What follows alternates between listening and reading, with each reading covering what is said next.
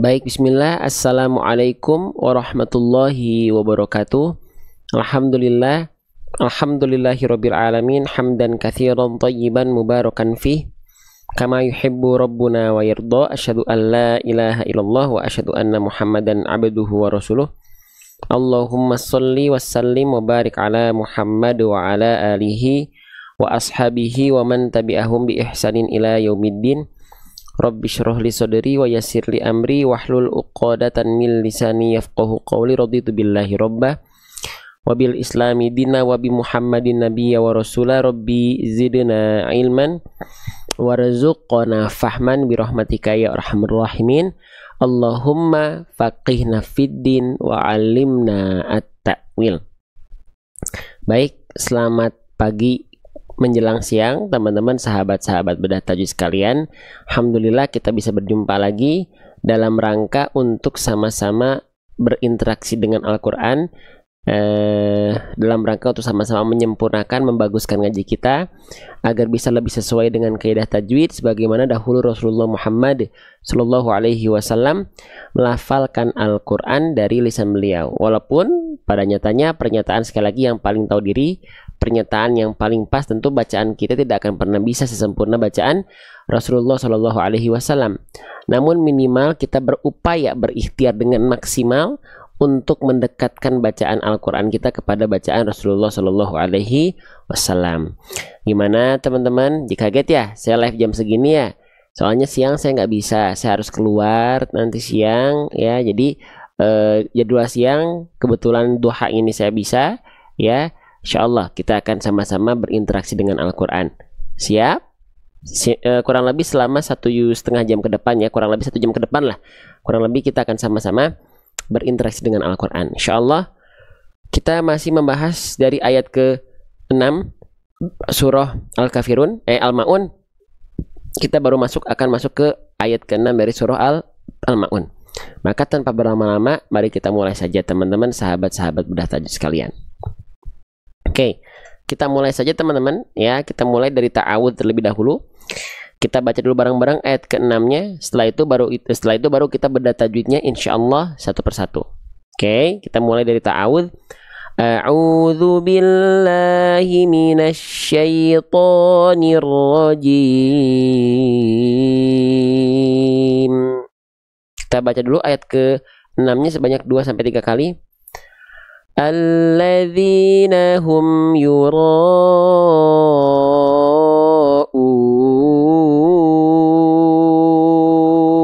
Lagi. Alladzina hum yura'un.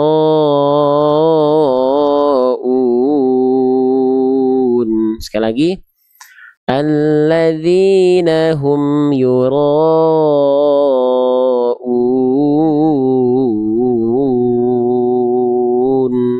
Oke, tanpa berlama-lama kita belajar bareng-bareng teman-teman, sahabat-sahabat sekalian. Baik.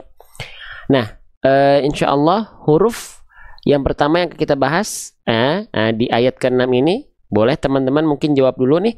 Kira-kira ini udah kita bahas loh di ayat sebelumnya. Di ayat ke-5 udah kita bahas ini loh. Nah, muncul lagi nih di ayat ke-6. Oke, kira-kira ini huruf apa namanya? Ada yang berkenan untuk menjawab? Nah, boleh dijawab ya. Kira-kira ini huruf apa ya? Oke. Ini ada 2 jawaban nih. Ada yang bilang alif, ada yang bilang hamzah nih. Kira-kira yang mana ini? Oke. Baik, teman-teman yang mau habis baterai lagi sebentar ya. Oke, sebentar. Mau habis baterai teman-teman. Sebentar. Oke. Nah, ini huruf apa teman-teman? Nah, ini banyak yang bilang alif nih. Berarti hati-hati ya yang jawab alif nih. Saya izin koreksi, saya izin ingatkan ya, yakin ini alif. Bang, kan di atas dan di bawahnya nggak punya harokat dia bang. Kalau dia nggak berharokat kan berarti dia namanya alif kan. Nah, oke. Memang betul, tapi kalau keadaannya seperti ini, walaupun dia bentuknya seperti alif, tapi ketahuilah dia bukan alif. Ya. Lalu ini apa bang? Ini namanya adalah hamzah. Lah, bukankah hamzah itu dia ada harokatnya? Ya, itu namanya hamzah qat'i atau hamzah qata'. Dia yang memiliki harokat. Kelihatan harokatnya. Nah, tapi untuk contoh kasus ini namanya adalah hamzah wasal. Ya, saya izin tulis ya. Ini namanya adalah hamzah wasol. Sebentar. Oke, sebentar ya. Oke, bentar. Nah. Oke. Ini namanya adalah hamzah wasol, bukan alif. Kenapa dia bukan alif? Oke, kita bahas bentar. Kita tulis dulu. Ini namanya adalah oke, bentar ya, agak susah nih. Bentar. Nah. Ini namanya hamzah wasol. Ya, bukan alif, teman-teman sekalian. Lah, kenapa kok bukan alif, Bang? Nah, ini namanya hamzah wasol. Kenapa dia bukan alif? Karena di atasnya kan dia nggak berharokat. Tapi kenapa bukan alif? Nah, alif itu tidak mungkin berada di awal ayat. Kecuali di awal surah. Di beberapa surah, di awal surahnya ada alif dia. Dibacanya pun tapi bukan a i u. Tapi dibacanya dengan nama aslinya. Alif itu. Jadi alif itu tidak mungkin bisa atau tidak mungkin berada di awal ayat kecuali di awal surah. Contohnya Al-Baqarah. Ya, ayat pertama. Itu pun nggak dibaca alama kan? Tapi kita baca alif lam mim. Alifnya dibaca alif. Alifnya bukan dibaca ayu kan? Tapi dibaca sesuai dengan nama aslinya. Nah, itu namanya ayat-ayat fawatihus suwar. Ya, ayat-ayat fawatihus suwar, ayat-ayat pembuka surah. Ya, di dalamnya ada huruf-huruf muqatta'ah. Jadi huruf-huruf muqatta'ah itu huruf-huruf yang dibaca sesuai dengan nama aslinya. Ya, alif lam ra sad nun. Ya, dan yang lainnya. Kaf ha ya ain. Maaf. Ain, sod, dan seterusnya. Itu dibaca dengan nama aslinya. Nah, alif bisa di awal ayat, tapi kalau di awal surah. Dan itu pun dibacanya alif. Lah, ini kan berada di ayat ke-6, bukan di awal surah. Nah, maka kalau bentuknya seperti ini, seperti alif, ini namanya adalah hamzah wasol. Ya, bedanya sama hamzah koto apa? Kalau hamzah koto, dia alifnya ada harokatnya. Hamzahnya ada kelihatan harokatnya. Nah, kalau yang ini hamzah wasol, dia enggak ada harokatnya. Lah, terus kalau nggak ada harokatnya gini, gimana kita menentukan apakah dia illadzi atau ulladzi atau alladzi? Kita bahas yang simpel sesuai dengan keadaan ayat ya. Karena saya tahu di sini banyak yang baru belajar. Jadi kita bahas sesuai dengan contoh ayat saja, biar belajarnya pelan-pelan. Hamzah wasol itu berada di awal ayat seperti ini bisa. Bukan alif. Kalau ada bentuk seperti alif di awal ayat namanya hamzah wasol. Kecuali di awal surah, itu alif. Oke. Nah, oke, berarti dia bukan alif ya, kita hapus ya. Ini namanya adalah hamzah wasol. Oke, hamzah wasol. Nah, hamzah wasol itu dibaca seperti apa teman-teman sekalian? Nah, jadi kalau teman-teman mendapati ada hamzah wasol di awal ayat seperti ini, teman-teman bingung nih, dibacanya fathah, dibacanya dhammah, atau dibacanya kasroh. Dibacanya a, dibacanya i atau u. Nah, caranya gini, tinggal lihat huruf berikutnya ya. Kalau dia langsung huruf berikutnya adalah huruf lam, maka sudah pasti hamzah wasolnya dibaca dengan vokal a. Pasti alladzi. Gak mungkin tiba-tiba jadi illadzi, gak mungkin tiba-tiba jadi ulladzi. Pasti alladzi. Kalau setelahnya huruf lam. Kalau setelahnya bukan huruf lam, maka teman-teman nanti ada kaidah lain yang kita nggak bahas sekarang. Bahasnya nanti kalau ada contoh ayatnya. Biar apa? Biar satu-satu. Ya. Nah, jadi intinya kalau teman-teman mendapati ada bentuk seperti hamzah wasol, seperti alif di awal ayat, setelahnya adalah huruf lam, ini namanya hamzah wasol. Hamzah wasolnya dibaca pakai harokat fathah. Maka dibacanya alladzi, bukan ulladzi, bukan illadzi. Nah, sebenarnya teman-teman kalau kita sambung ini awal ayat ke-6 dari surah Al-Maun disambung dengan awal ayat di akhir ayat kelima ayat sebelumnya, ini tuh namanya ada yang tahu nggak? Sering kita sebut apa? Alif lam syamsiyah. Namanya alif lam syamsiyah, tapi kalau kita bahas ininya aja, ini bukan alif sebenarnya. Itu cuma penamaan kalau dia dibaca bareng. Dibaca begini, alif lam syamsiyah. Tuh, di atasnya ada tanda tasydid. Ya. Nah, oke. Siap? Ya. Ikuti aturan main saya. Kalau nggak suka, silakan nggak usah diikuti, ya. Oke. Sip, kita lanjutkan kembali. Ya. Nah, sip, siap, jelas? Nah, jadi pokoknya kalau ada hamzah wasol, setelahnya adalah huruf lam, maka itu namanya adalah dia dibaca dengan vokal A. Alladzi bukan illadzi, bukan ulladzi. Ya. Nah, kalau kita sambung ini dengan huruf sebelumnya, hamzah wasolnya nggak dibaca. Sering kita sebut dengan alif lam syamsiyah atau idgham syamsi. Contoh nih, ya. Nah, sama tadi juga di awal, kemarin di awal ayat kelima, ya. Sama, alladzi juga pasti gak mungkin illadzi, gak mungkin ulladzi. Ya, sering kalau kita sambung nih awal ayat kelima disambung dengan kalimat sebelumnya di akhir ayat keempat, maka inilah yang sering kita sebut dengan alif lam syamsiyah. Fawailul lil musallina alladzina. Jadi si alif lam syamsiyah itu, ya, di alif lam syamsiyah itu, ya, alifnya itu bukan alif tapi hamzah wasol. Ya. Oke, sip. Di sini khusus buat teman-teman yang baru belajar. Jelas? Ya. Kalau teman-teman yang sudah bisa, sudah jago, silakan ikuti room yang lain. Ya. Kita hargai teman-teman yang baru belajar. Oke, lanjut. Nah, silakan lanjutkan lagi teman-teman. Maka di sini namanya hamzah wasol. Selanjutnya ada namanya alif lam qamariyah nih. Nah, alif lam qamariyah, contohnya di sini nih. Ya, ada bentuk seperti yang kita anggap alif tadi, ya. Lalu setelahnya huruf lam, di atasnya ada tanda sukun. Ini namanya adalah idhar qamari atau alif lam qamariyah. Tapi kalau kita bahas ininya saja, ini tuh namanya bukan alif, bukan alif. Tapi namanya adalah hamzah wasol. Nih, contoh misalnya kita baca dari awal ayat ini, misalnya kita nggak baca dari sebelumnya nih. Ya, misalnya kita nggak baca dari yang ini. Kita nggak baca nih, kita baca betul-betul awalnya dari sini. Maka ini sama konsepnya seperti tadi. Namanya adalah hamzah wasol. Dibacanya gimana? Il miskina, il miskini, ul miskini atau al miskini. Pasti al miskini. Dibacanya fathah. Pasti al miskini gitu. Paham ya sampai sini ya, insya Allah ya. Oke, baik, kita lanjutkan kembali gitu. Itu namanya hamzah wasol. Tapi kalau dalam keadaannya sering kita sebut dengan alif lam. Walaupun ini bukan alif sekali lagi ya, tapi hamzah wasol. Oke, jadi cara menentukan kalau ada hamzah wasol di awal ayat, kalau setelahnya adalah huruf lam, maka hamzah wasolnya dibaca A. Untuk keadaan lain, saya izin bahas kalau ada contoh ayatnya, ya. Dan tolong diikuti. Terima kasih. Lanjut, ya. Alladzi. Nah, selanjutnya kita masuk ke huruf berikutnya, ya. Nah, selanjutnya di sini kita mendapati ada huruf apa? Ini namanya adalah huruf lam. Ketika dia belum berharokat, nama huruf yang saya warnai dengan warna biru namanya lam. Jadi jangan teman-teman sebut ini huruf la. Tidak ada huruf hijaiyah yang namanya huruf la. Namanya adalah huruf lam. Bagaimana cara melafalkan huruf lam, teman-teman sekalian? Ya, bagaimana cara melafalkan huruf lam? Huruf lam itu apakah dilafalkan sama persis seperti kita melafalkan huruf L? Nah, perhatikan baik-baik. Huruf lam itu belum tentu sama dengan huruf L. Jadi patokan untuk melafalkan huruf lam itu acuannya jangan ke huruf L.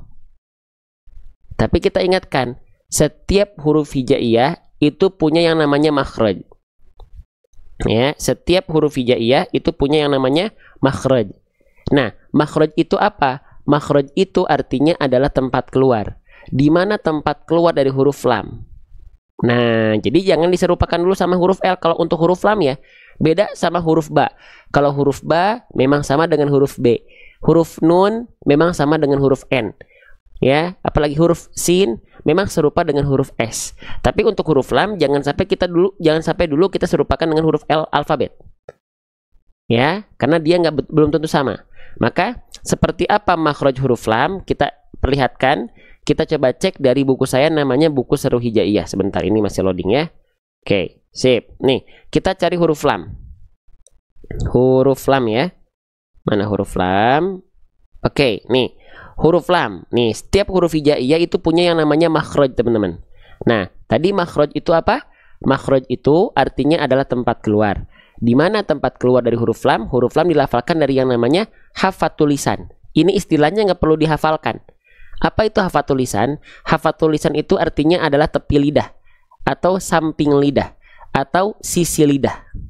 Ya, diapain bang sisi lidahnya? Nih, khususnya untuk huruf lam ini sisi lidahnya bagian depan.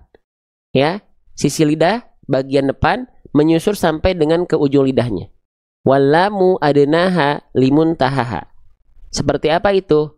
Yuk kita cari tahu. Ya, nih huruf lam. Saya persiapkan dulu, perhatikan. Nih, perhatikan.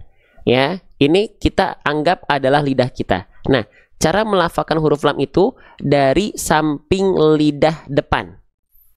Mana samping lidah depan? Nih, yang saya tunjuk ya, perhatikan. Nah, ini adalah samping lidah depan kanan, menyusur sampai ke ujung lidah. Begitupun samping lidah depan kiri, menyusur sampai ke ujung lidah. Nah, kemana tuh samping lidah depan kanan menyusur sampai ke ujung lidah, samping lidah depan kiri menyusur sampai ke ujung lidah. Ditempelin, disentuhkannya kemana? Disentuhkannya ke langit-langit. Nih, disentuhkannya ke langit-langit. Nah, bagian depan di sini. Jadi bukan cuma nempelin ujung lidah doang ya, bukan cuma menyentuhkan ujung lidah doang ke langit-langit depan. Contohnya begini, al, bukan dilafalkan seperti itu, tapi al. Oke, kalau misalnya belum jelas, kita coba bantu. Nanti di buku saya, teman-teman tinggal scan barcode video animasi. Kita sedang upayakan, sedang produksi video animasinya. Untuk huruf lam itu seperti apa? Untuk huruf dot seperti apa? Oke, sekarang kita cek huruf lam itu ilustrasinya seperti apa. Perhatikan baik-baik. Kita cari huruf lam ya. Oke, nah kita cari huruf lam. Nah, nih, kita lihat huruf lam dari angle yang seperti ini. Kita coba baca dulu bareng-bareng huruf lamnya. Ya, saya izin bantu. Siap. 1, 2, 3. La, li, lu, al, il, ul. Oke, sebentar. Kelihatan nggak teman-teman? Kelihatan nggak ada bagian yang naik? Nih, sok dilihat.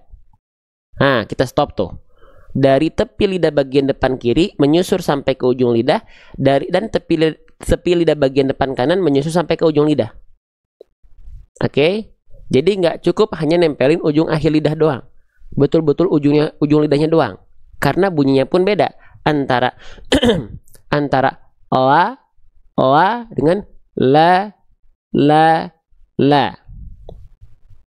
Bisa difahami ya? Oke, sedikit-sedikit. Lanjutkan lagi. Nah, begitu ya. Nah, maka di sini kita lafalkan jangan dibaca al, jangan betul-betul ke L dulu karena belum tentu sama. Khawatir L teman-teman cuma nempelin ujung lidah. Ya. Oke? Nah, al. Tapi kalau ngucap Allah cuma nempel. Semuanya juga cuma nempel, bukan cuma Allah. Bukan cuma lafaz Allah. Lanjut. Ya. Al gitu. Oke, agak nge-lag nih. Oke, mohon maaf ya nih, agak nge-lag nih. Oke, jadi ini kayaknya kita harus ganti kamera nih ya. Nge-lag terus. Sebentar ya. Tuh, nge-lag ya. Nge-lag. Sebentar. Ya. Tuh, oke, kita lanjutkan kembali. Nah, jadi ketika kita baca al bukan al. Lanjut. Nah, selanjutnya kita lafalkan huruf lam. Nah, sudah. Jadi bukan dibaca Allah, tapi kita baca Allah. Selanjutnya kita lanjutkan. Huruf lamnya di sini dia berharokat apa? Dia berharokat baris atas. Ketika kita mendapati ada huruf hijaiyah apapun, belajar pelan-pelan. Ketika kita mendapati ada huruf hijaiyah apapun yang dia berharokat baris atas, nama istilahnya adalah fathah. Oke.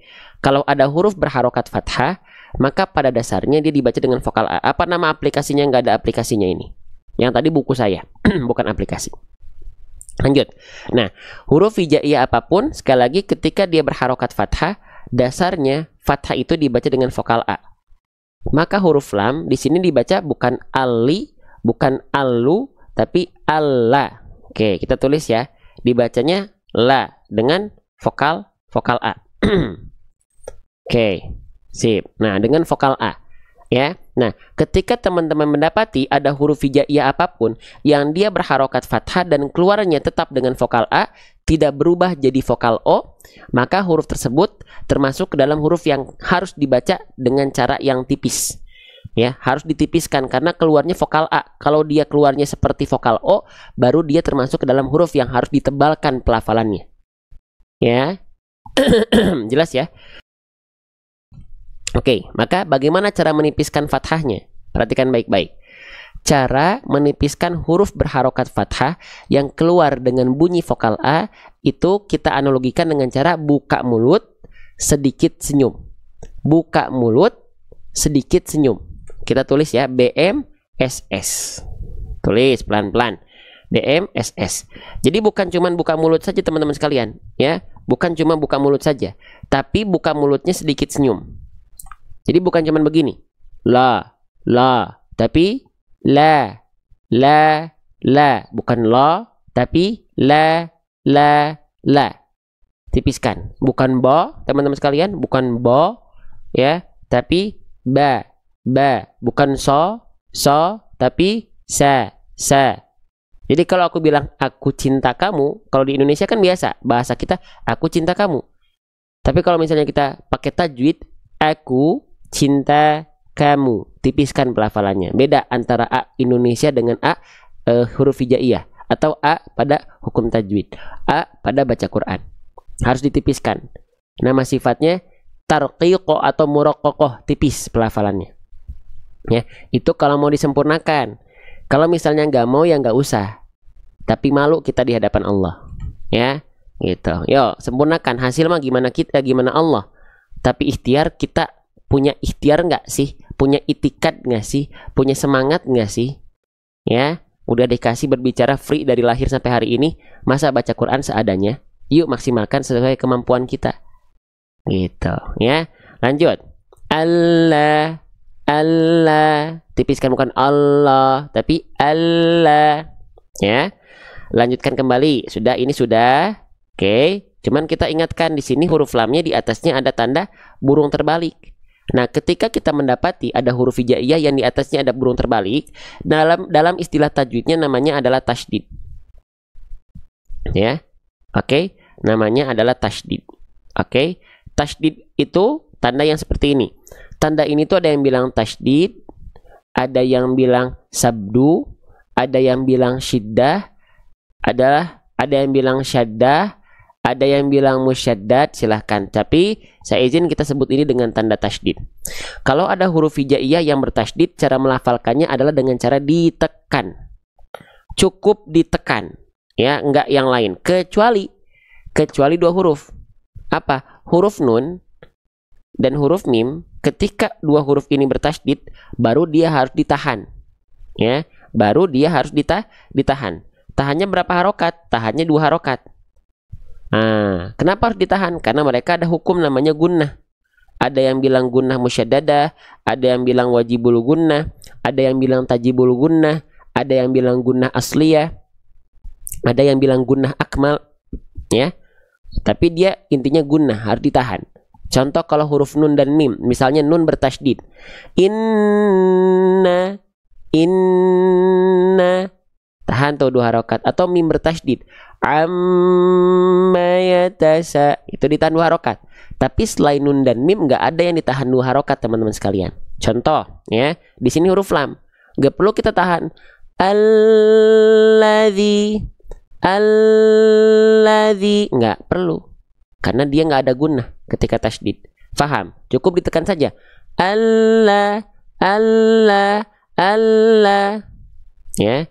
Oke. 2 atau 3 Ustaz, silakan. Saya mah dapatnya 2. Teman-teman 3 silakan. Setahu saya 3 itu hitungan ketiganya pindah. Inna.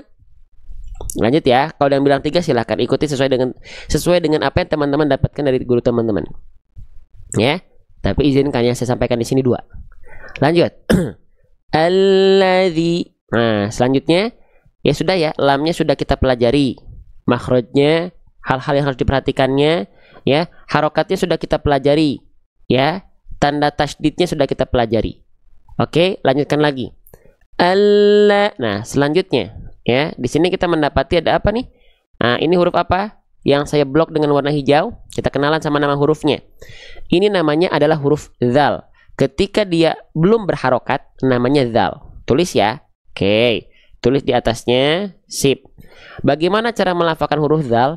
Teman-teman, ada 3 kesalahan besar yang sering kali terjadi ketika kita melafalkan huruf dzal.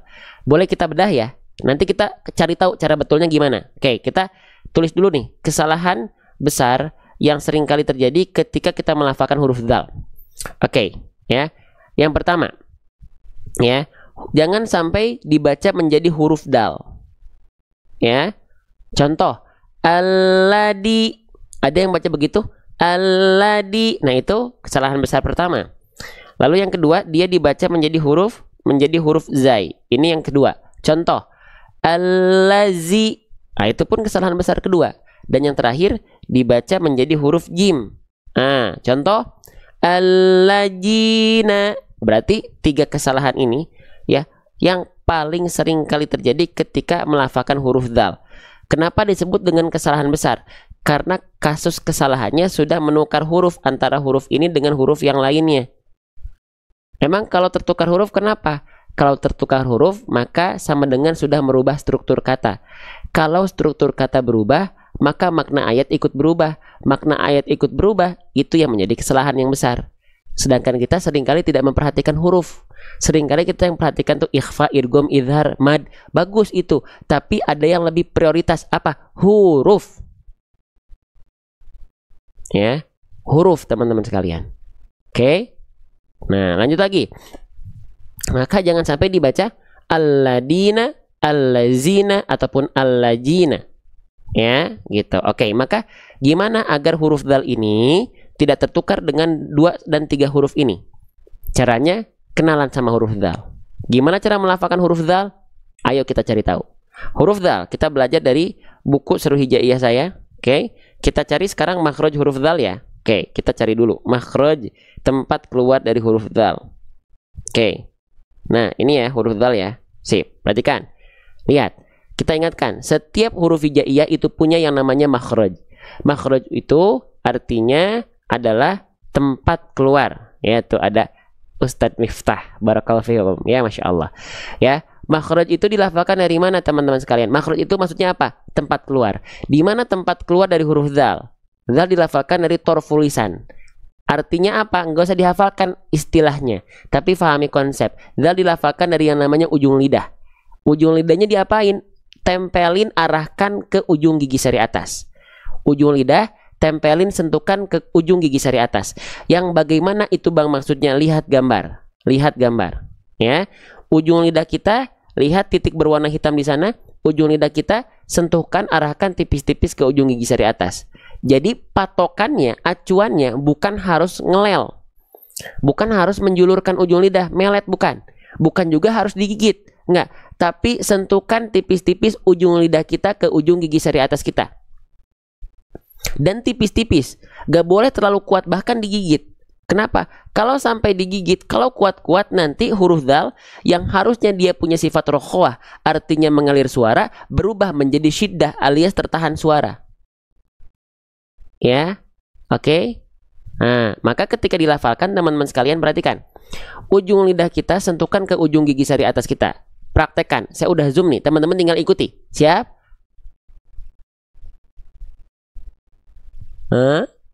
Za. Ketika nempel, suaranya dialirkan dan dia nggak mampet.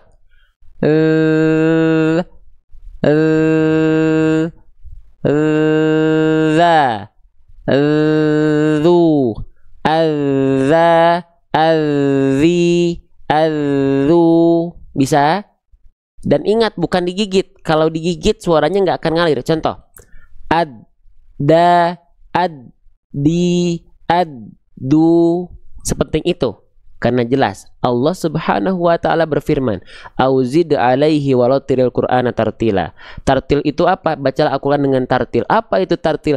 Tajwidul huruf wa ma'rifatul wuquf. Apa itu tajwidul huruf? Makharijul hurufi was sifatil yalfidhu bi afshahil lughati. Jelas? Sepenting itukah? Penting. Penting dan penting. Jelas? Lanjut. Dza, zi, zu, az,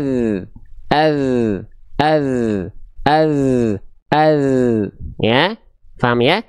Sehingga ketika kita praktekkan ke dalam ayat, teman-teman sekalian, ya, itu harus ngalir suaranya. Alladzi, ngalir dulu suaranya. Alladzina, za, zi, zu, az. Nah, gitu. Paham ya, insyaallah ya. Sip, kita lanjutkan kembali teman-teman sekalian.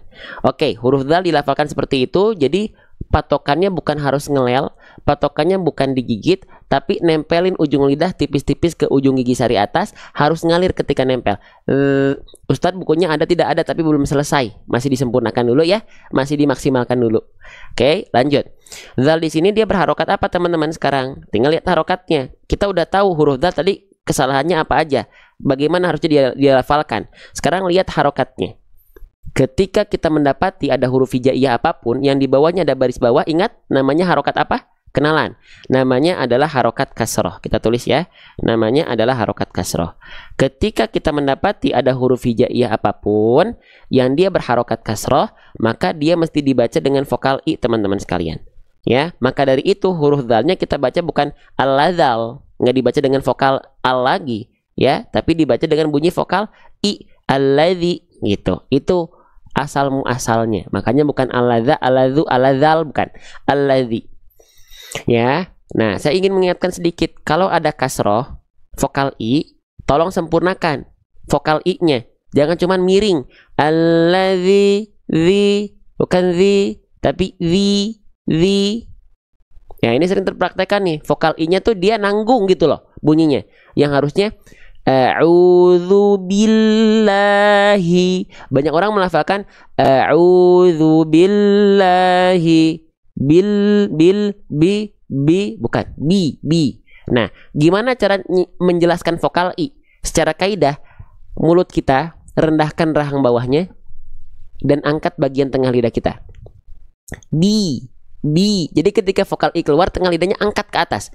I, bi. Bismillahirrahmani, bukan hirra. Bismillahirrahmanirrahim, bukan he. Hi, tengah lidahnya diangkat. Bismillahirrahmanirrahim. Jelas i-nya, nggak jadi e. Kalau masih kedengeran e, nggak jelas vokal i-nya, tandanya kurang diangkat bagian tengah lidah kita. Oke. Sip, lanjut ya. Jadi jelaskan. Alladzi. Nah, gitu ya. Alladzina, bukan alladzi. Nah, jangan nanggung-nanggung vokal i-nya. Jelaskan. Ya, lanjut. Itu yang disebut dengan itmamul harokat, kesempurnaan harokat. Gitu. Lanjut ya. Harokat kasrohnya udah, kita hapus dulu. Nah, zalnya sudah. Harokat kasrohnya sudah. Sekarang harokat kasrohnya ketemu sama huruf ya dalam kondisi sukun. Nih, kita blok dulu pakai warna hijau. Ini namanya huruf ya. Di atasnya ada tanda petik namanya sukun. Kalau di kita sering disebut dengan tanda mati. Maka ada yang bilang juga ini adalah ya mati. Boleh nggak? Enggak.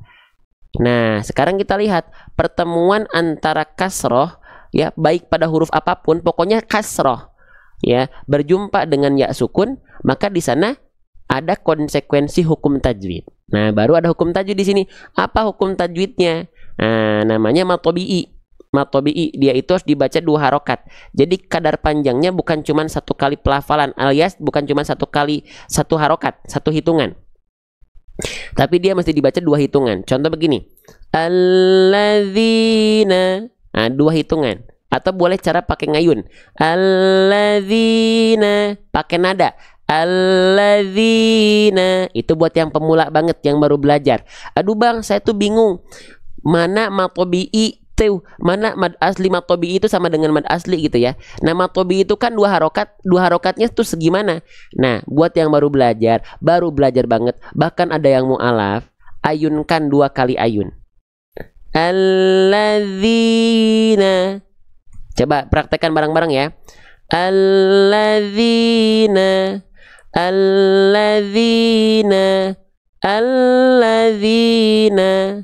Nah gitu. Nanti kalau bang saya udah terbiasa, apakah matobi'i itu harus selalu diayunkan? Jawabannya adalah tidak. Diayunkan buat teman-teman yang belum paham, yang belum ngeh. Kalau udah terbiasa, mau diayunkan monggo, mau dia bacanya flat boleh, asalkan 2 harokatnya terjaga. Contoh, bacaan kita flat nadanya, tapi kadarnya tetap 2 kali ayun. Contoh, alladzina, zina. Nada saya nggak ngayun kan, nggak zi, nggak, datar aja, boleh.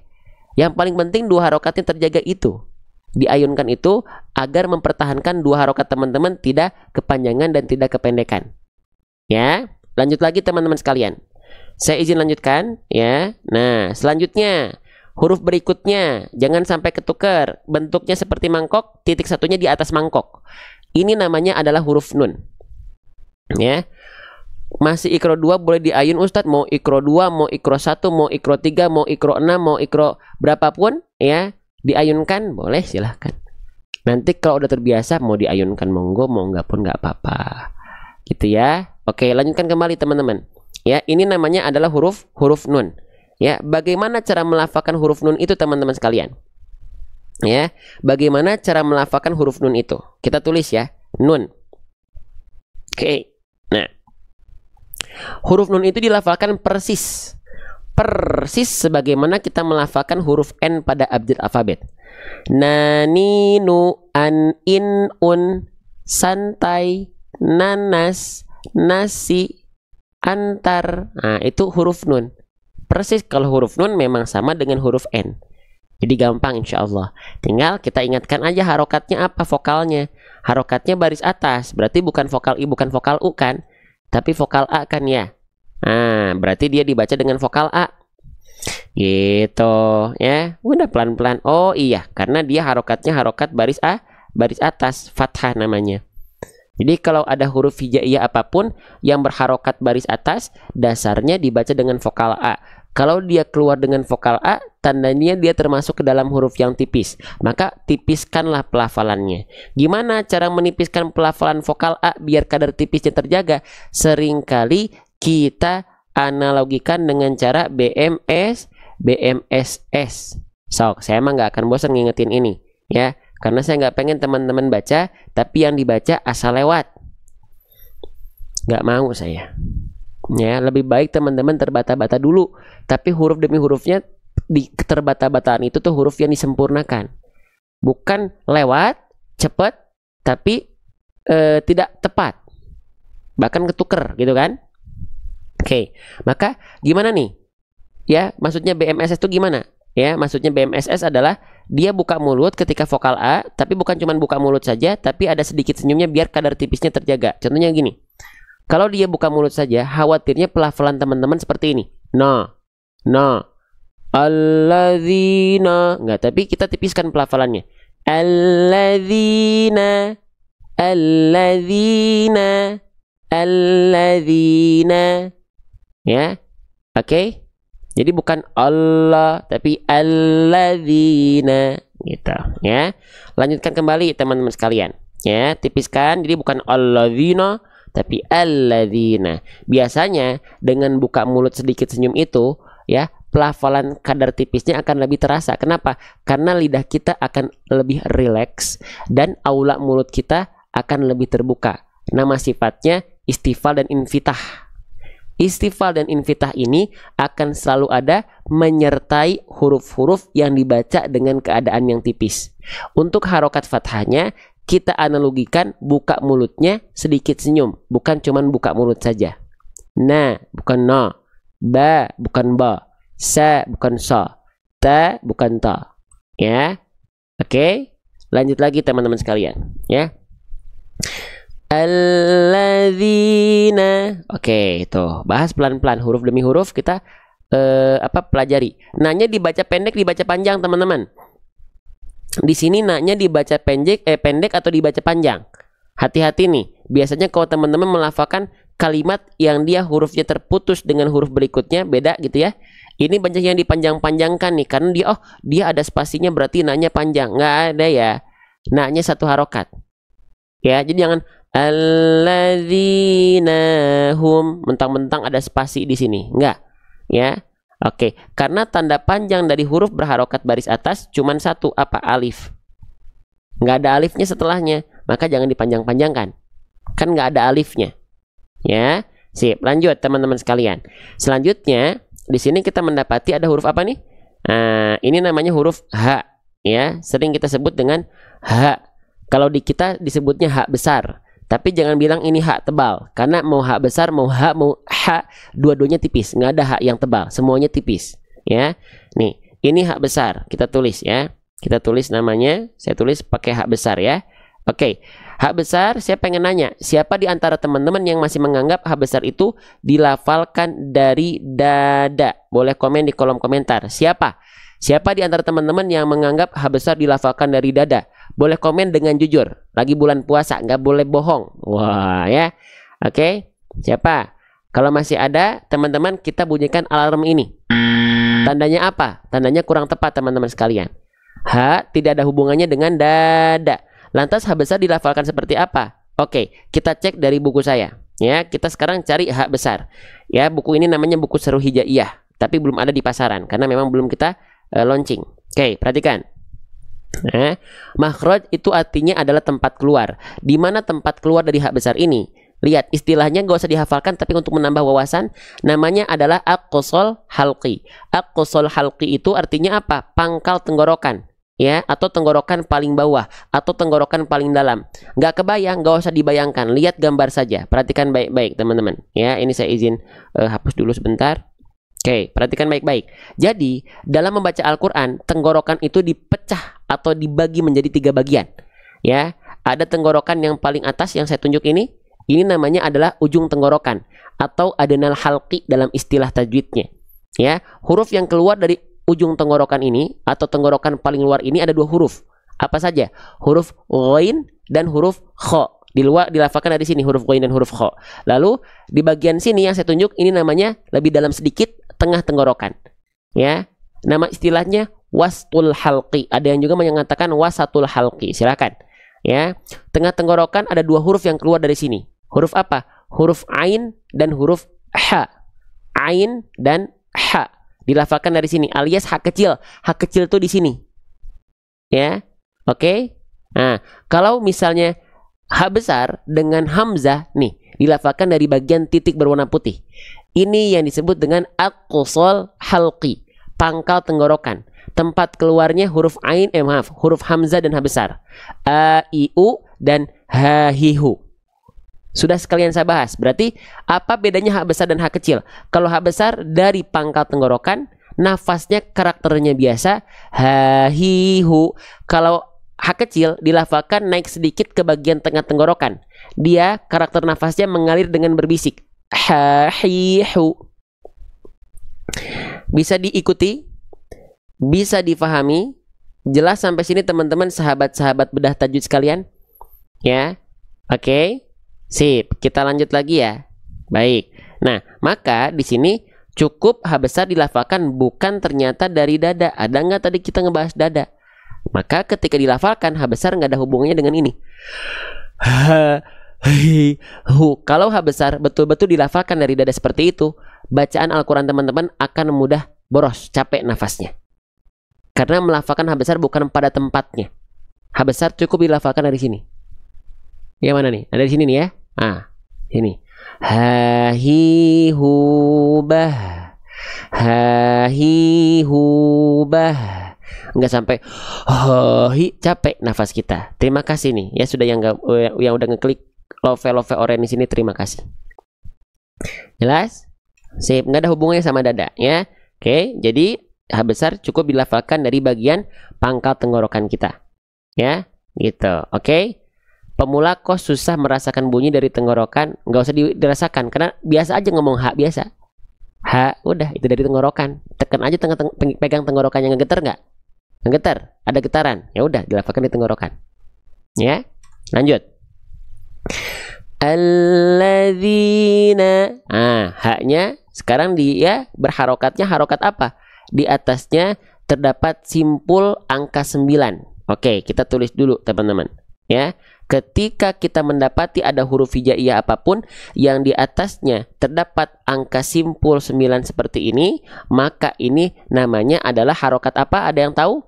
Namanya adalah harokat dhammah. Kita kenalan juga sama harokat juga ya, pelan-pelan.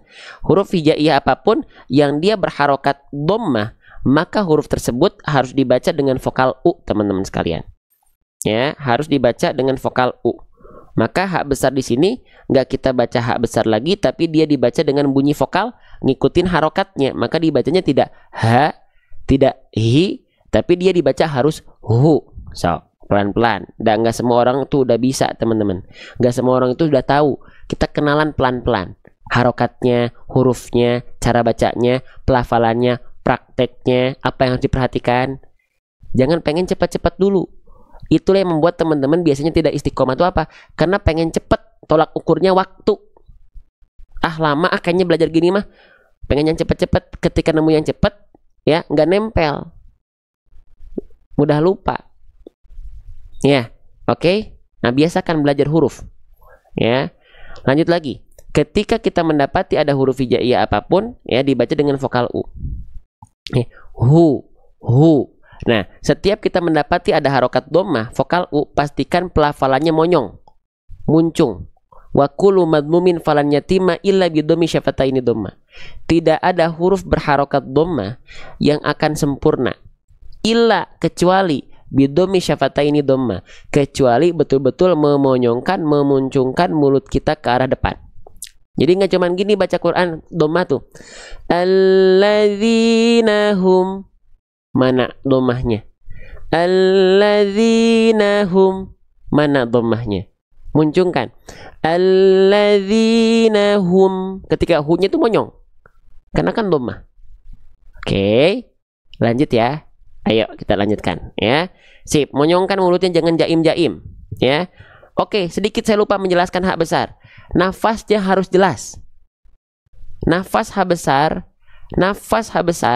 suara H besar harus jelas. Oke, kita jelaskan dulu sedikit nih. Kembali ke H besar, perhatikan. Sebentar, kembali ke H besar. Nah, H besar itu setiap huruf hijaiyah itu punya sifat. Ya. Nah, H besar di sini ada dua sifat yang ingin saya highlight sedikit. Apa? Nama sifatnya adalah hams dan rokhawah.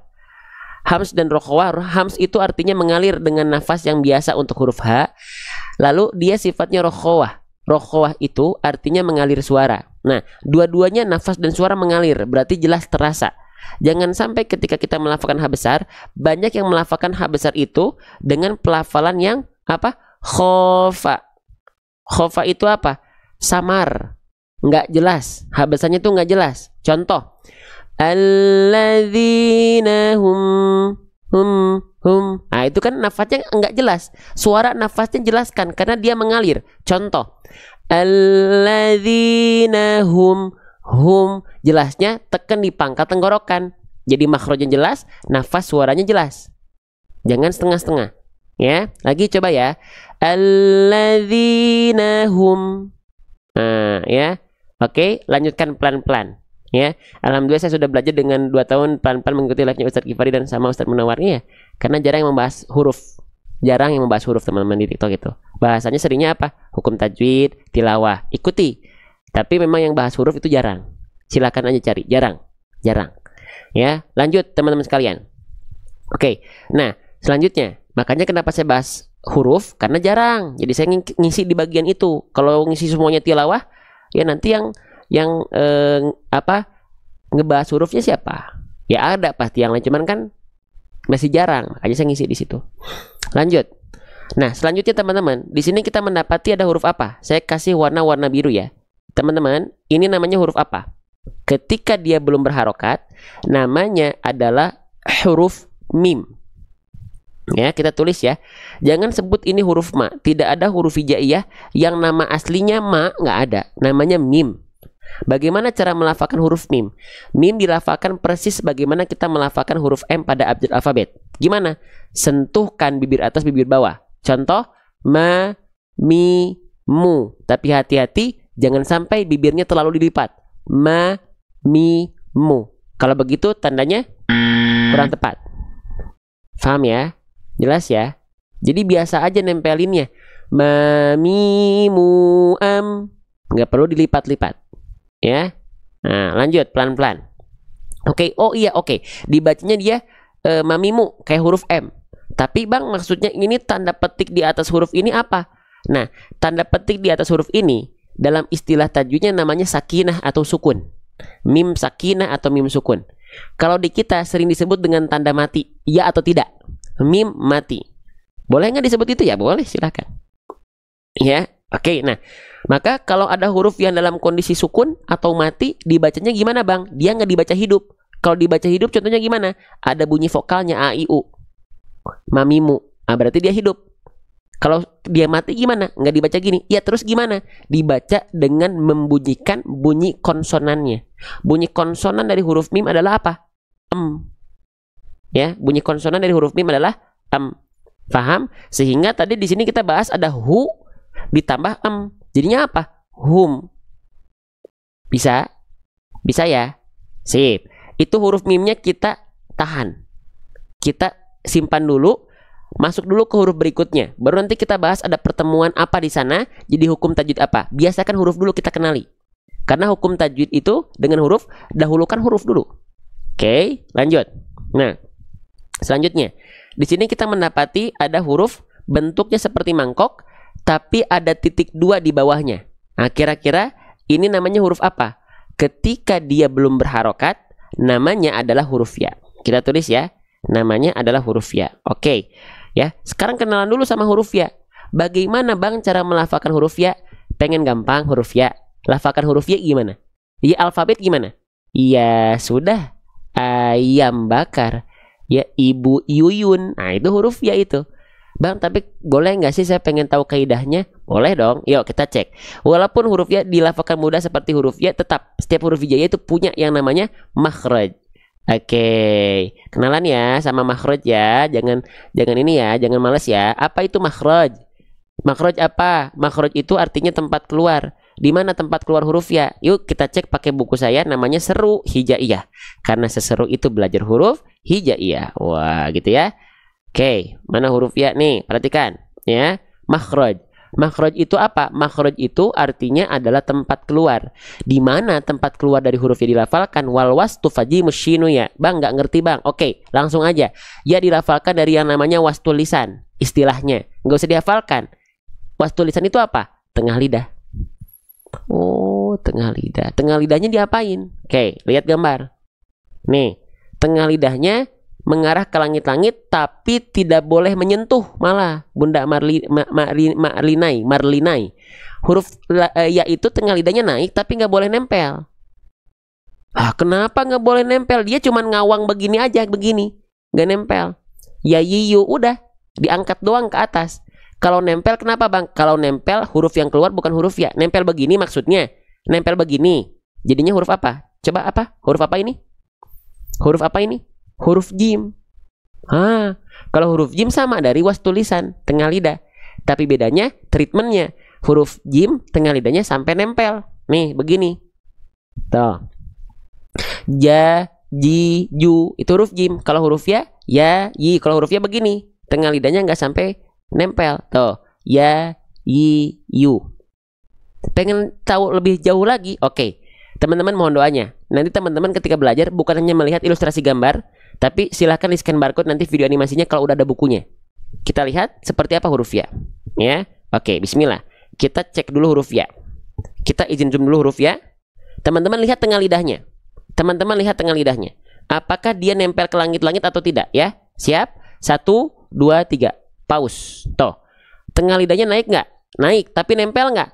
Nempel nggak? Nggak nempel kan? Itulah huruf ya. Kita lafalkan. 1, 2, 3. Ya, yi, yu. Itu huruf ya. Ya, tengah lidahnya nggak nempel. Kalau nempel seperti apa? Yang muncul bukan huruf ya lagi. Yuk, kita cek. Kalau dia sampai nempel seperti ini, izin. Ya, lihat bagian tengah lidahnya. Ya, bentar, perhatikan. Ya, oke. Kita stop dulu, kita pause dulu. Pause. Pause. Tuh, tengah lidahnya. Ya, nempel kan? Nempel kan? Ini huruf jim. Kita lafalkan bareng-bareng. Ja, ji, ju, aje, ije, uje, aja, iji, uju. Seperti itu huruf jim dilafalkan. Faham? Kalau dia nggak nempel, begini, huruf ya. Kalau dia nempel, huruf jim. Jajiju dan yayiyu hampir sama. Makanya hati-hati. Oke, jelas?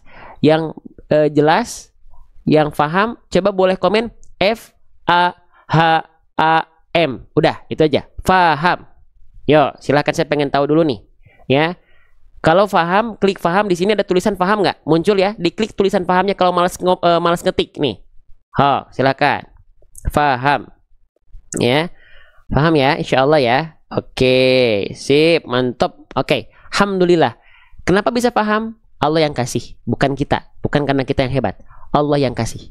Kalau belum paham, gak apa-apa. Allah pengen teman-teman istiqomah dan dapat banyak pahala. Semuanya jadi berkah barokah buat semua. Lanjut. Oke. Maka nanti teman-teman doakan ya. Nanti buku animasi ini bentuk jadinya seperti ini. Mau lihat nggak? Ya, mau lihat nggak? Bentuk jadinya seperti ini. Ya, nih. Tuh, segera hadir. Insya Allah video animasinya, video pembelajarannya. Ya. Nah, mohon doanya ya teman-teman sekalian. Oke. Kita lanjutkan kembali. Oke. Bukunya dengan harga terjangkau nggak ya? Ya insya Allah ya. Makanya order yang awal-awal biar masih harga promo nanti. Ya lanjut. Ya, kapan readynya Ustadz? Lagi diedit videonya tuh. Banyak kan videonya ada 80 video pembelajaran. Animasinya ada 30 animasi. Tungguin ya. Oke lanjut. Alladzina hum. Ya-nya sudah dibahas. Oke. Sekarang tinggal kita lihat. Huruf ya-nya di atasnya ada simpul angka 9. Ya. Singapura boleh order. Kalau buku insya Allah mudah kita kirim. Mau ke Malaysia, mau ke Brunei, mau ke Singapura, mau ke Taiwan, asalkan bayar ongkir aja, insya Allah kita kirim. Ya, oke. Semoga manfaatnya bisa meluas jadi keberkahan buat semua. Oke teman-teman, huruf ya-nya sudah kita bahas. Ya, lalu di atasnya ada simpul angka 9. Ketika kita mendapati sekali lagi ada huruf apapun yang di atasnya ada simpul angka 9 seperti ini, namanya ingat apa? Harokat apa? Namanya harokat dhammah. Ya, namanya adalah harokat dhammah. Ya, dhammah itu apa? Simpul angka 9 di atas huruf seperti ini. Dibacanya gimana Bang? Berarti huruf yang ada dhammahnya begini. Dibacanya pakai vokal U. Kita tulis ya, dibacanya harus pakai vokal U. Oh, berarti huruf ya-nya nggak dibaca ya lagi. Oh, tidak. Nggak dibaca vokal A. Karena kan harokatnya simpul angka 9. Berarti dibacanya gimana? Ya udah, yu. Yu. Kapan bukunya ready Ustadz? Ditungguin ya. Ditungguin, nanti ada informasi. Kalau udah masuk grup teman-teman akan ada informasinya. Ya. Yang di luar grup juga ada informasinya, tapi akan lebih cepat yang ada di grup. Yang di luar grup ada informasinya untuk ancang-ancang, tapi yang lebih dulu adalah yang ada di dalam grup. Ya. Oke, lanjut dulu ya. Udah fokus lagi, fokus buku. Mau teman-teman tinggal doain aja. Semoga berkah barokah, prosesnya lancar biar tepat tadi. Karena ini udah sekitar hampir setahun 2 tahun nih belum beres-beres ya bukunya. Karena perlu modal nyetaknya, modal bikin animasinya, gitu ya. Oke, sip. Makanya kenapa saya juga tetap ada jualan di live itu kenapa? Karena sebagiannya buat bikin modal animasi. Saya bikin sendiri animasinya modalnya, teman-teman ya. Oke, lanjut. Alladzina hum yu. Maka kalau ada huruf yang di atasnya ada simpul angka 9 seperti ini, harus dibaca dengan vokal U. Monyong mulutnya. Monyong mulutnya. Mencucu mulutnya. Alladzina hum yu. Nah, jangan cuman begini. Alladzina hum yu. Nah, ini harokat dhammah ya, yang tidak sempurna teman-teman sekalian. Ingat, kalau nemuin vokal U maju apa? Kalau nemuin vokal U harokat dhammah maju monyong, tapi nggak perlu lebay U gitu, nggak perlu, biasa aja. Alladzina hum yura yu. Monyongnya jangan berlebihan. Dalam arti bukan lebay yu, nggak yu. Muncungkan ya. Oke, dah lanjut lagi. Nah, sekarang baru kita lihat. Tadi huruf yang berwarna biru kita blok, sudah kita bahas. Ini mim sukun. Ketika sukun dia nggak dibaca mamimu, tapi dia dibaca dengan bunyi konsonannya yaitu am. Hum. Lalu tadi huruf ya sudah kita bahas, dilafalkan seperti apa. Harokatnya simpul angka 9 dibaca yu. Sekarang pertemuan di antara mereka, apakah ada hukum tajwid atau tidak? Boleh komen di kolom komentar. Kalau ada komen ada, kalau tidak boleh komen tidak. Ya, so. Ya. Saya pengen teman-teman interaktif, ya, interaktif. Ya. Ada apa tuh? Sok. Kalau ada apa hukum tajwidnya? Mim sukun ketemu huruf ya, apa hukum tajwidnya? Nih yang tadi yang ini. Apa saya pengen tahu hukum tajwid yang teman-teman tahu? Izhar sampai, ishar sampai. Izhar apa? Izhar syafawi. Tulis ya. Barakallahu fikum, keren ya. Nama hukum tajwidnya adalah izhar syafawi. Saya izin tulis Saya izin tulis. Nama hukum tajwidnya adalah idhar syafawi. Wah, mantep nih. Udah pada pinter-pinter berarti teman-teman, sebelumnya udah pada belajar, saya yakin. Udah sering belajar ya, Masya Allah. Oke, keren, Masya Allah. Oke, namanya adalah idhar syafawi. Idhar syafawi itu apa, Bang? Nah, belajar ya. Bedah ya. Kita bedah. Nih, idhar syafawi. Kita cek di buku saya lagi ya, di bagian huruf mim sukun. Idhar syafawi itu apa sih sebenarnya nih? Oke, kita bahas ya. Secara keadaan dulu. Idhar syafawi adalah pertemuan antara mim sukun bertemu dengan seluruh huruf kecuali mim dan ba. Bang, kenapa huruf mim dan ba dikecualikan untuk hukum tajwid idhar syafawi? Oke, kita bahas. Nih, kalau mim sukun ketemu huruf mim, itu sudah ada hukum tajwid yang lain. Apa? Nih, kalau mim sukun ketemu sama huruf mim, hukum tajwidnya adalah idgham mimi atau idgham mithlain. Oke? Lalu Bang, kenapa mim sukun selain ketemu huruf ba juga bukan idhar syafawi? Karena kalau ketemu mim sukun ketemu ba, yang ini jadinya apa? Ikhfa syafawi. Udah ada hukum tajwid lain. Makanya dikecualikan. Ya, oh berarti sekali lagi idhar syafawi adalah hukum tajwid mim sukun yang berjumpa dengan seluruh huruf hijaiyah tanpa pengecualian. Ada deng dua huruf, yaitu mim dan ba. Paham ya? Jelas ya? Oke, baik. Selanjutnya, maka gimana cara bacanya? Kita cek dulu benar nggak ini idhar syafawi. Cek dulu. Mim sukun, mim sukun, mim sukun, mim sukun, mim sukun, mim sukun. Ketemu sama huruf ya. Ya berarti selain mim dan ba. Oke, berarti idhar syafawi. Paham? Jelas? Lanjutkan lagi ya. Oke, sekarang kita cek lagi. Apa itu idhar syafawi? Gimana cara bacanya? Nih, idhar artinya dibaca jelas. Lalu syafawi apa, Bang? Syafawi itu diambil dari kata syafatain. Apa itu syafatain? Kedua bibir. Oh, berarti idhar syafawi itu artinya apa? Mengidharkan mim sukun dari syafawi, menjelaskan mim sukun dari bibir, alias nggak dibaca samar. Contohnya nih gini, contohnya nggak dibaca gini kan? Alladzina yu. Enggak kan, tapi emnya jelas kan, nempel dari bibir, idhar syafawi kan. Alladzina hum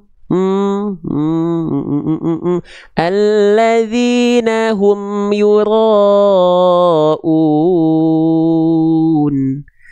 Ustadz, bukunya diperjualbelikan nggak? Belum, nanti akan, insya Allah bisa nanti, tapi belum selesai bukunya. Masih tahap editing video animasi dan penyempurnaan video belajar. Bukunya mah udah beres. Udah beres bukunya, tinggal video-videonya kan. Buku kita bukan cuman buku ya. Oke, lanjut lagi teman-teman. Allahu Akbar ya. Ya Allah, teman-teman boleh nggak bantu aminkan dulu ya.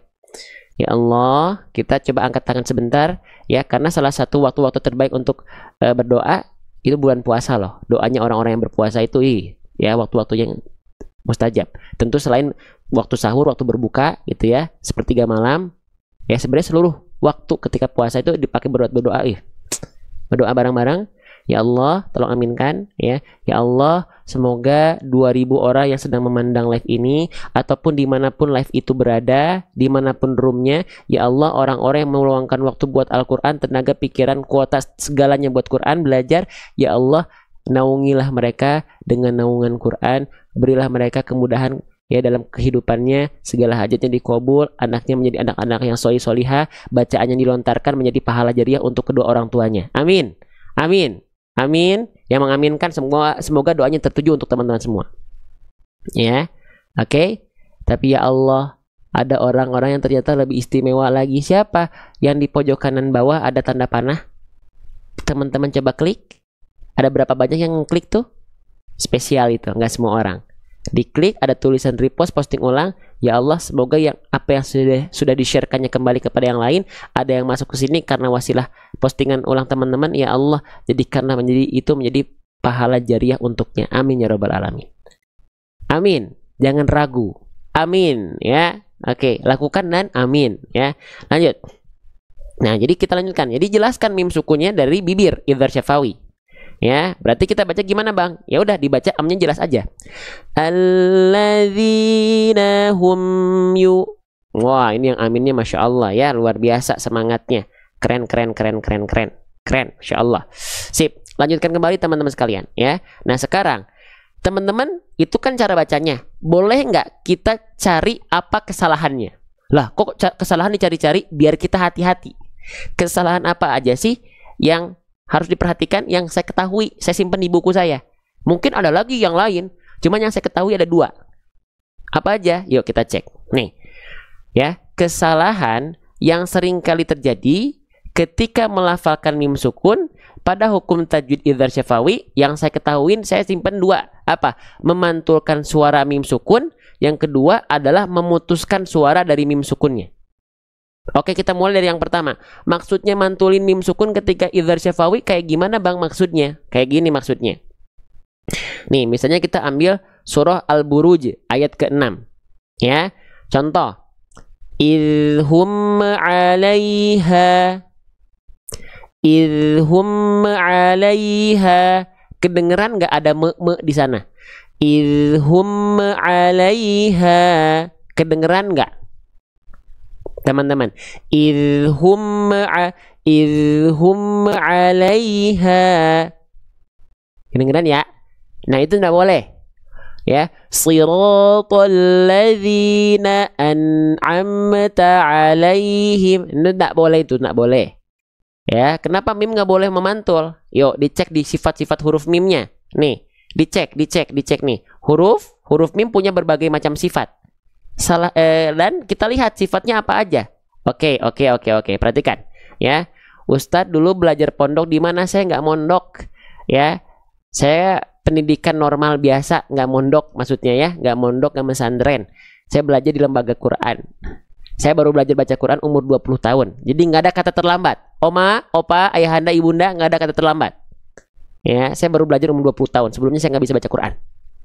Ya, lanjut. Ada sifat yang namanya jahar, ada sifat yang namanya tawasud, ada sifat yang namanya istifal, ada sifat yang namanya infitah, ada sifat yang namanya idlaqo. Tapi kita lihat ada nggak sifat kolkolah? Kolkolah artinya memantul. Coba cek ada nggak kolkolah? Halo, ada tidak kolkolah di sini? Nggak ada ya. Berarti mim nggak boleh dipantulkan. Yang punya sifat kolkolah alias memantul cuma 5. Kutubu jadin. Apa? Ba, jim, dal, to, kof. Atau seringkali kita sebut dengan baju di toko. Ingat, bajunya di toko, bukan baju di mall. Mall, al, mim dan lam nggak boleh memantul. Alhamdu, ameta, ameta, nun juga nggak boleh mantul. Ghain sukun, ghairil maghdu, ghain sukun nggak boleh mantul. Ya, cuman 5 huruf. Ba, jim, dal, to, kof, baju di toko, abe, aje, ade, alto, alko, baru dia dipantulkan. Ajib ya. Belajar Quran menyenangkan, menegangkan, menakutkan, atau membosankan? Boleh komen di kolom komentar. Belajar Quran itu menyenangkan, teman-teman.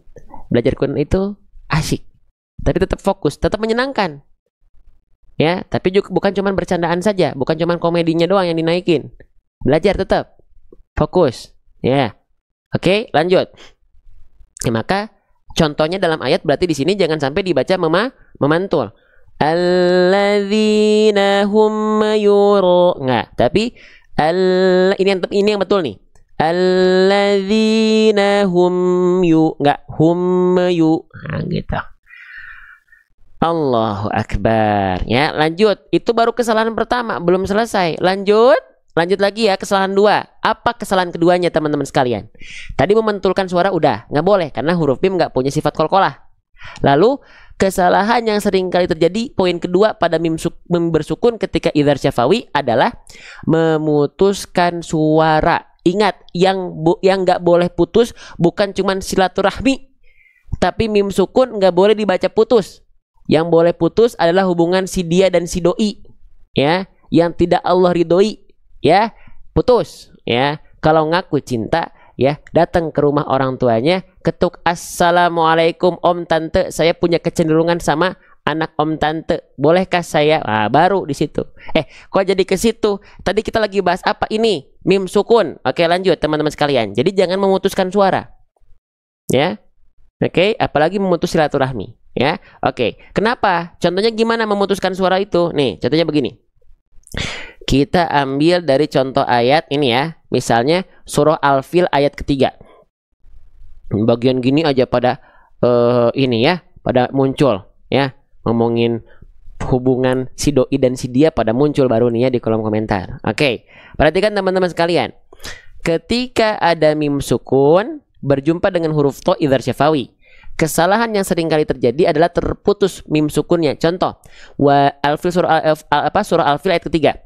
Wa arsala alaihim tayran ababil.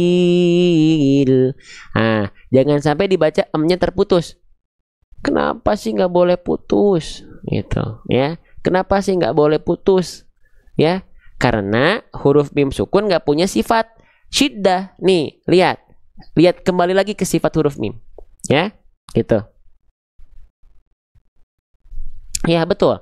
Saya sudah beli buku hukum tajwid, tapi sama aja kalau nggak ada yang jelaskan susah, iya betul. Makanya belajar teman-teman punya buku hukum tajwid tahsin sekeren apapun, mungkin buku termasuk yang nanti saya punya. Walaupun ada video belajar yang teman-teman bisa scan barcode, tetap harus ada pendampingan guru kalau pengen tercek bacaan teman-teman apakah sudah tepat atau belum. Betul. Jadi teman-teman, kalau misalnya ada buku yang membuat teman-teman gak perlu adanya guru, nah patut dipertanyakan itu bukunya. Ya. Buku saya walaupun ada video belajar, video animasi contohnya, nggak bisa kalau nggak ada guru. Dalam arti tetap harus cari guru, bukan berarti meniadakan sosok seorang guru. Ya, bagaimana bisa kita kita bisa memverifikasi bacaan kita sudah tepat atau belum tanpa adanya sosok seorang guru yang mentashih. Oke, bacaan antum, bacaan Anda sudah tepat. Nggak bisa. Tapi buku itu mempermudah, tapi nggak bisa meniadakan sosok seorang guru. Belum lagi keberkahannya apa? Adanya doa dari seorang guru kepada santrinya, doa santrinya kepada seorang guru. Ada hub di sana, ada mahabbah, ada cinta, itu yang menambah keberkahan dalam proses belajar. Teman-teman sekalian, rasa cinta dan sayang antara guru dan murid, antara murid dan guru, itu harus ada. Betul? Jadi kalau teman-teman punya guru, mau offline, mau online, mau yang secara langsung atau tidak, dan teman-teman ambil manfaatnya, ya, itu apresiasilah gurunya, supportlah gurunya dimanapun, di musola teman-teman, di masjid dekat rumah teman-teman, support, ya, oke? Jadi harus tetap ada guru. Saya suka nawarin, ini Al-Quran udah lengkap, ya, macam-macam. Iya, itu untuk membantu, bukan menyediakan sosok seorang guru. Oke, sampai mana tadi? Mohon maaf ya, ini selingan ya. Biar semangat ya. Boleh ya? Boleh dong saya membahas seperti itu, boleh ya? Oke? Ya? Sip, lanjut. Nah, maka jadi huruf mim itu jangan sampai terputus karena dia punya sifat namanya tawasud. Kenapa? Tawasud itu apa? Tawasud itu artinya tengah-tengah, pertengahan. Pertengahan di antara apa, Bang? Pertengahan di antara yang nama sifatnya rikhwah dan syiddah. Rikhwah itu apa? Rikhwah itu artinya mengalir suara. Lalu syiddah itu apa? Syiddah itu artinya tertahan suara. Oh, berarti tawasud ada juga yang menyebutkan bainiyah, sama aja. Ya, tawasud itu apa? Pertengahan, tengah-tengah di antara mengalir dan tidak. Berarti apa? Sedikit mengalir, tapi nggak boleh terputus. Nah, oke. Maka ketika kita lafalkan di sini contohnya, ya, jangan kita baca gini. Alladzina hum yura'un. Nah, karena biasanya ada yang dia memutus mim sukun itu karena kalau secara nada dihentak di situ kayaknya ada enak gitu. Contohnya gitu ya. Alladzina hum enak kedengarannya mah, tapi salah bacaannya. Tapi ini bukan kesalahan besar. Gitu. Tetap harus emnya ngalir. Alladzina hum emnya ngalir sedikit. Alladzina hum emnya jalan sedikit. Enggak enggak juga enggak gitu juga. Alladzina hum yura'un. Nah, gitu. Jelas? Paham sampai sini? Alhamdulillah. Jangan lupa yuk ya, agungkan dulu Allahnya. Kalau ada yang baik-baik, masya Allah. Masya Allah kalau bagus ya, masya Allah, Allahu Akbar, itu yang disampaikan di kolom komentar. Allah, Allah, Allah, ya. Jadi kalimat Allah itu yang menghiasi komen-komen kita, ya, kalimat-kalimat thayyibah gitu ya. Sip, lanjut. Ya, bahas idhar syafawi aja lama ya, mohon maaf ya. Jadi udah ada ya 2 kesalahan yang kita udah tahu. Oke, sip. Terakhir deh, terakhir. Ya, kita batasi di huruf ro ya. Oke, atau di hukum tajwid ini kita lihat waktu dulu saja ya. Teman-teman, di sini kita mendapati ada huruf apa? Ini namanya adalah huruf ro. Ketika dia belum punya harokat, namanya ro ya. Oke, kita tulis. Oke, namanya adalah huruf ro. Oke, lalu Bang, untuk huruf ro ini gimana sih cara melafalkannya gitu kan? Nah, sama, huruf ro juga punya makhraj. Nggak ada huruf hijaiyah yang nggak punya makhraj. Semuanya punya makhraj. Nah, maka makhraj huruf ro itu dilafalkan dari mana? Oke, kita tulis makhraj. Oke, makhraj huruf ro di mana? Ada yang tahu? Yang udah sering belajar bareng di live ini, di mana makhraj huruf ro? Yuk, kita cek deh di buku Seru Hijaiyah saya. Huruf ro ya, di mana huruf ro dilafalkan? Nih. Nah, oke. Nih, huruf ro, makhraj huruf ro. Huruf ro itu dilafalkan dari punggung lidah. Punggung lidah itu area dekat ujung lidah. Ya, makanya ditulisnya torfu lisan ujung, tapi bukan ujungnya banget, tapi di punggung lidah. Ya, menyentuh langit-langit atas mulut atau langit-langit arah ke depan, arah depan mulut. Nah, gini. Kita langsung praktekkan. Jadi huruf ro itu dilafalkan dari bagian mana? Oke, sekarang kita jadi mode dokter gigi dulu ya. Nah, kita jadi mode dokter gigi dulu. Perhatikan. Nih, ingat di sini kita bukan membahas tentang masalah sakit gigi, bukan ya? Oke, perhatikan. Nah, huruf ro itu dilafalkan dari yang bagian namanya punggung lidah. Nah, kita mulai dari ujung lidah dulu. Mana ujung lidah? Nih, yang disebut dengan ujung lidah adalah bagian ini. Ini adalah bagian ujung lidah. Ya, nah, punggung lidah itu dilafalkan dari mana? Punggung lidah itu ini nih. Nah, ini punggung lidah, ini juga punggung lidah. Sehingga ketika kita melafalkan huruf ro, teman-teman, sahabat-sahabat sekalian, huruf ro itu yang nempelnya bukan ujungnya banget, tapi punggung lidah. Oke, saya coba tunjukkan dulu sebentar. Ada nggak ya gambarnya waktu itu? Oh, nggak ada deh. Gambarnya saya cari dulu ya. Huruf ro nih. Nih, teman-teman. Kelihatan nggak? Tuh. Jadi si ujungnya mah gak nempel, teman-teman sekalian. Makanya ada celah kecil di sini. Yang nempelnya punggung lidah. Ya, sehingga ketika dilafalkan, pelafalnya begini. Aro. Kelihatan nggak? Ro, ro, ro, ro, ro, ro. Bismillahirrahmanirrahim. Karena yang nempel adalah punggung lidah kita, bukan si ujungnya banget. Aro, aro. Nah, gitu. Makanya kelihatannya kayak ada celah kan? Karena yang memang yang nempelnya bukan ujung lidahnya banget, tapi bagian punggung lidah kita. Nah, Bang, susah Bang, perlu waktu. Jangan pengen instan, tapi pengen istiqomah. Ya Allah, saya pengen cepat ya Allah. Tapi yang penting istiqomah ya Allah, dekat sama Quran, insya Allah. Ya, terus pahalanya, nikmatnya dekat sama Quran tuh nggak tertandingi, teman-teman. Ya, gitu ya. Oke, lanjut lagi, teman-teman sekalian. Ya, sip. Jadi huruf ro dilafalkan dari bagian punggung lidah kita. PDF-nya nggak bisa, Bunda. Jadi nanti buku kita itu bentuknya bentuk buku fisik yang teman-teman bisa order, ya, gitu. Dan insya Allah harganya kita upayakan terjangkau untuk kloter 5.000 pertama deh, atau 2 hari pertama. Kalau syukur-syukur kalau sehari pertama nggak langsung habis. Ya nggak tahu juga, karena kan di grup kita sudah ada 22.000 member. Jadi nanti ketika sudah bisa diorder, ya, waktunya waktunya kapan, jam berapa, hari apa, nanti ada informasi awal dulu, biar teman-teman bisa mempersiapkan. Oh, biayanya berapa? Insya Allah, ya, kita upayakan tidak sulit untuk teman-teman mendapatkan buku itu.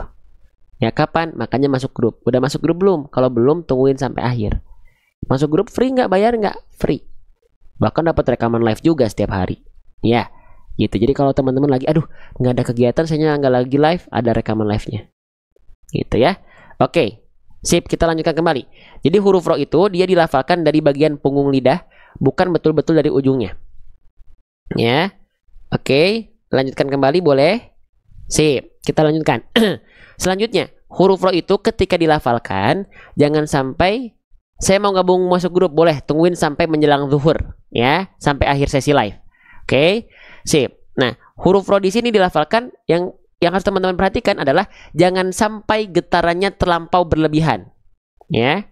Jangan sampai getarannya terlampau berlebihan. Ini kesalahan yang sering kali terjadi, getarannya terlampau banyak ya huruf ro itu. Contohnya gimana?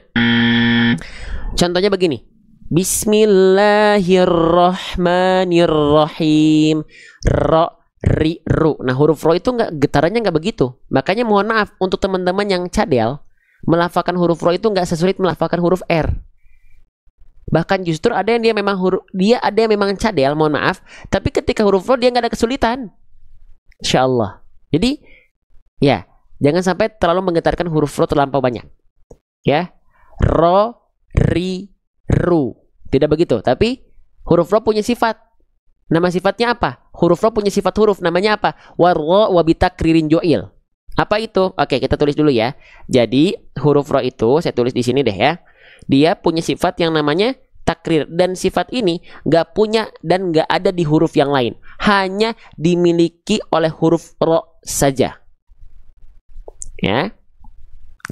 Apa itu takrir? Takrir itu artinya sering kita sebut STLJ. Waduh, apalagi tuh STLJ? STLJ artinya getarannya sedikit tapi tegas, lugas, jelas. Nih, getaran huruf ro ya. Saya izin contohkan. Bukan ro tapi ro. Bukan ri tapi ri. Bukan ru tapi ru. Bukan ar tapi r. Bukan ir ya. Tapi il. Bukan ur tapi ur. Tapi hati-hati. Bukan juga ro tapi ro. Bukan juga ri tapi ri. Bukan juga ru tapi ru. Ru getarannya tetap ada. Bukan berarti gak boleh terlalu banyak getaran. Justru hilang getarannya jadi kayak orang bule. Ya ro, ri, ru nggak gitu. Ya, oke.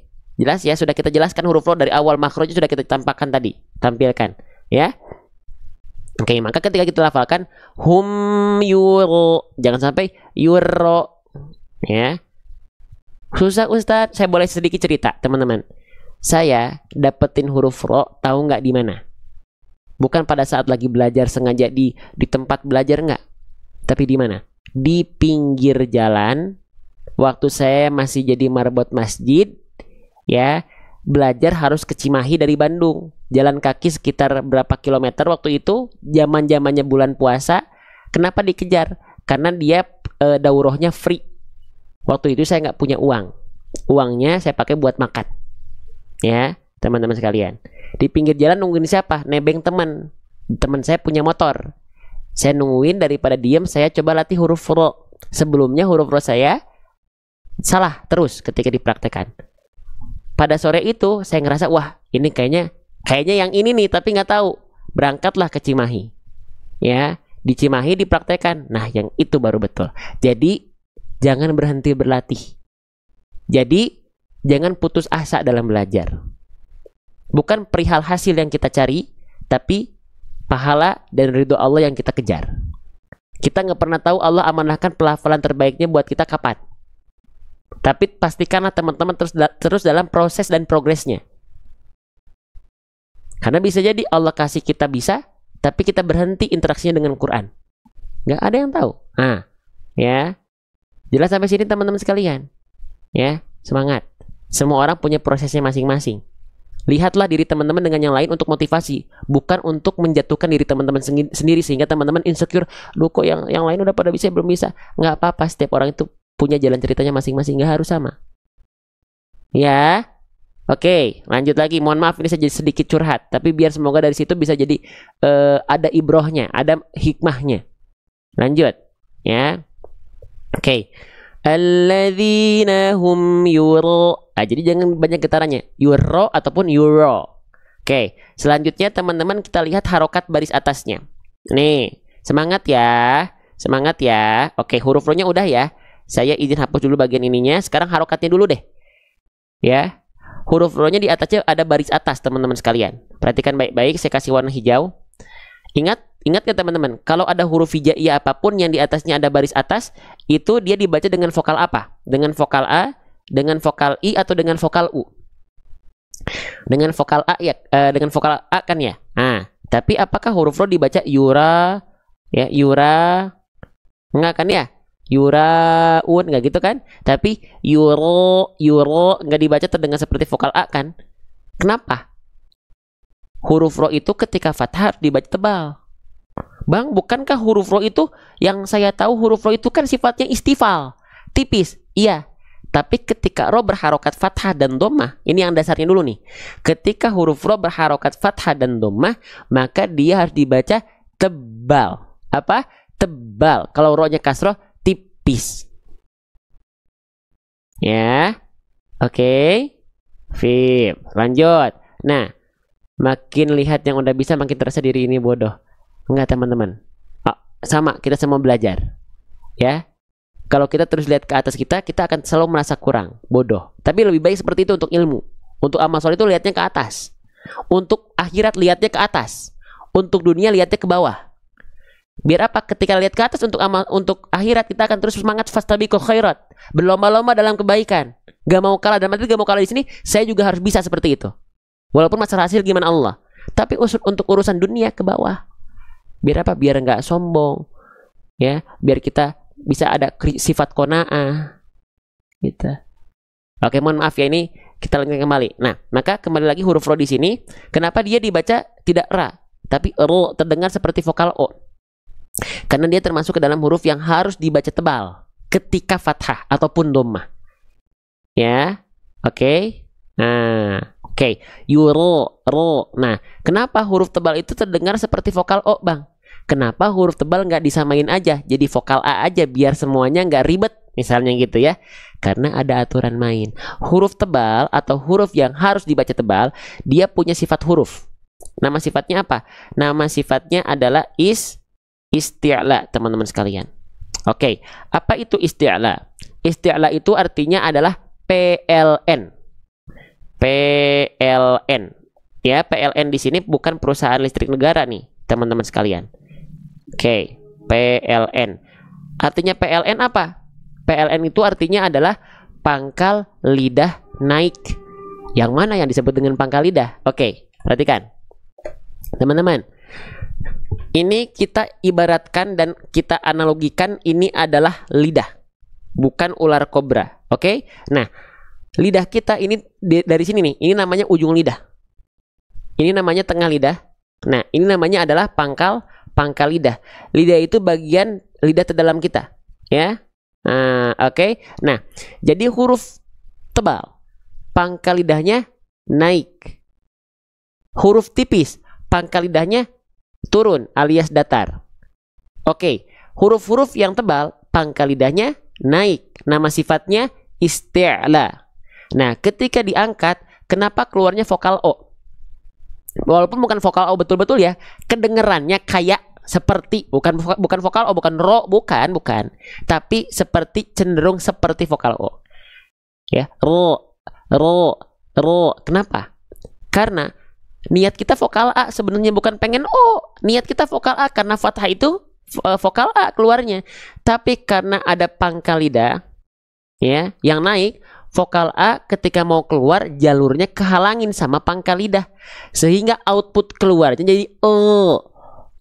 Output keluarnya menjadi seperti itu. O, so, bo, to, wo, ho. Nah gitu. Kalau pangkal lidahnya turun, itu huruf tipis. Sehingga keluarnya vokal A. Karena nggak ada jalur yang terhalangi oleh vokal A-nya ketika keluar, nggak ada pangkal lidah yang naik. A, ba, ta, sa. Karena pangkal lidahnya nggak ada. Nggak ada lagi. Nggak naik. Ya, oke. Cara gabung grup nanti tungguin sampai akhir. Ya. Paham sampai sini? Nah, sehingga ketika kita lafalkan, ya, jadi tebalnya huruf itu karena ada sifat isti'la mengakibatkan vokal A-nya terdengar seperti vokal O, bukan karena MM. Aduh, apalagi tuh MM. Bukan karena maju mulutnya. Bukan karena monyong mulutnya. Contohnya begini. Alladzina hum yura'un.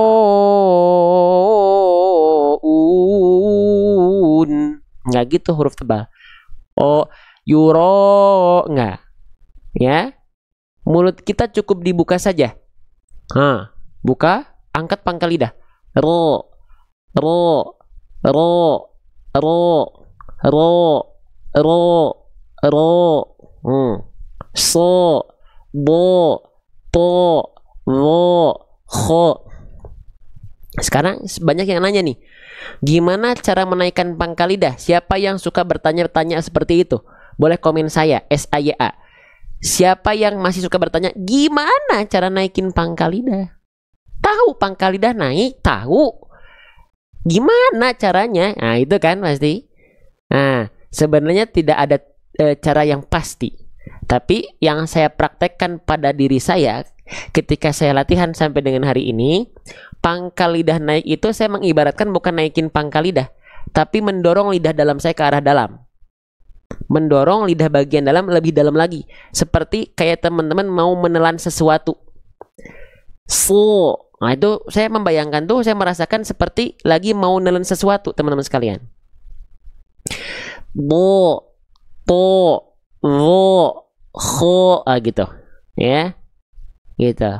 Jadi membayanginnya bukan naikin pangkal lidah, tapi mendorong lidah kita ke dalam. Sli, toi, wo, bo, to.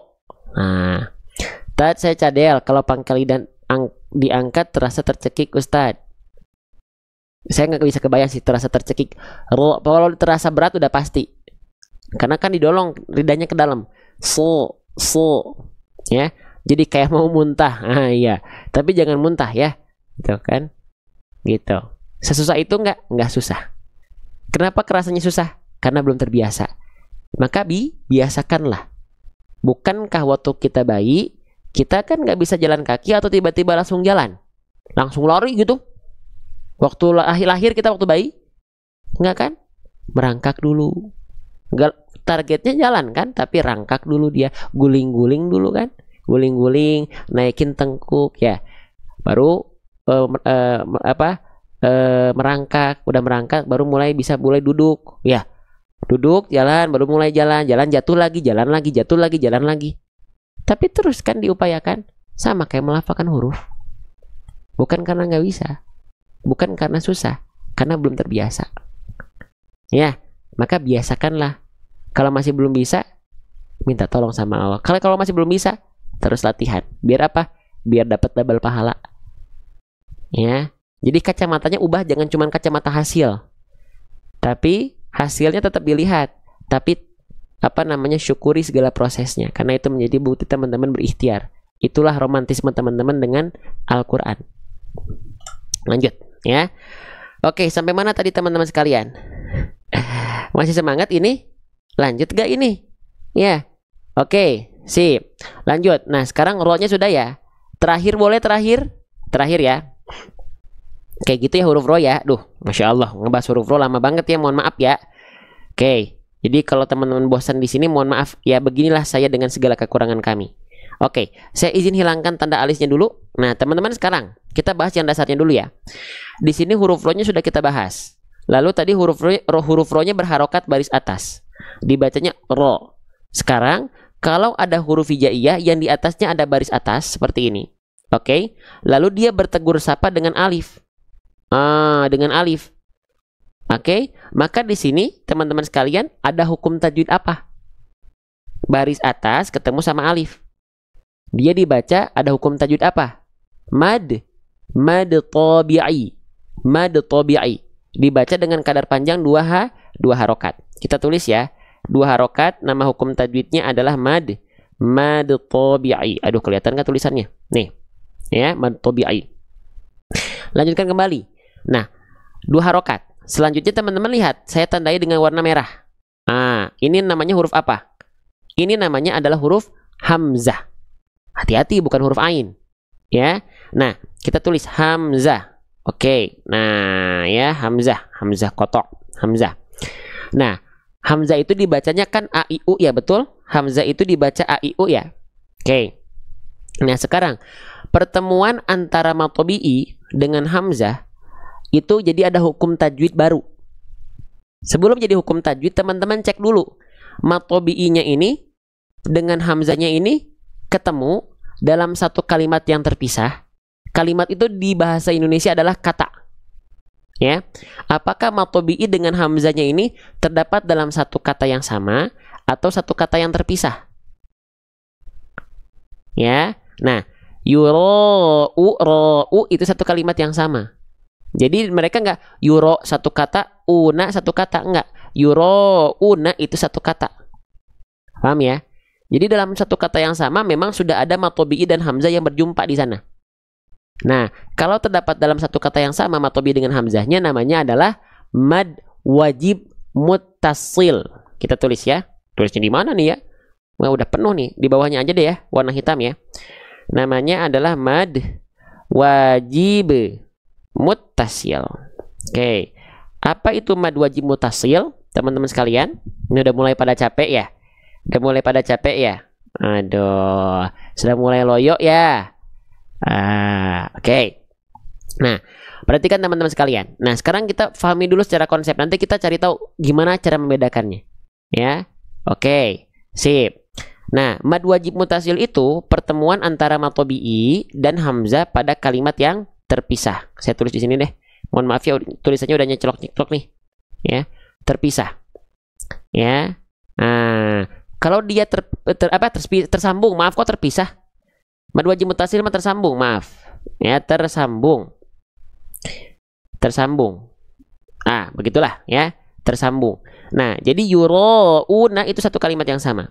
Nanti ada mad tabi'i dengan hamzah yang terpisah. Contohnya misalnya kita cari di mana ya? Di sini ada nggak? Di Al-Ma'un kayaknya nggak ada nih. Di sini juga nggak ada. Nah, ini terpisah nih. Ada mad tabi'i di sini, lihat fathah ketemu alif. Ya, mad tabi'i itu ketemu sama hamzah. Tapi pada kalimat yang terpisah. Mad tabi'inya ada di kalimat inna, hamzahnya ada di kalimat a'toinaka. Tuh, makanya dipisah di sini di latinnya, lihat. Inna satu kalimat artinya sungguh kami. A'toinaka artinya telah memberimu. Ya, telah memberimu. Nah, pertemuan antara inna dengan a'toinaka itu mempertemukan antara mad tabi'i dengan hamzah. Ya. Nah, ini kalau pakai Al-Qur'an ini memang dia bisa tahu, oh ini satu kalimat, oh ini beda kalimat. Kalau terpisah seperti ini namanya mad jaiz munfasil. Ya, nama hukum tajwidnya adalah mad jaiz munfasil. Dibacanya berapa harokat? Nah, kalau mad jaiz munfasil dibaca 2, 4 atau 5 harokat. Kalau mad wajib muttasil, ya. Oke, kalau mad wajib muttasil itu mad tabi'i dengan hamzahnya terdapat dalam satu kalimat yang sama.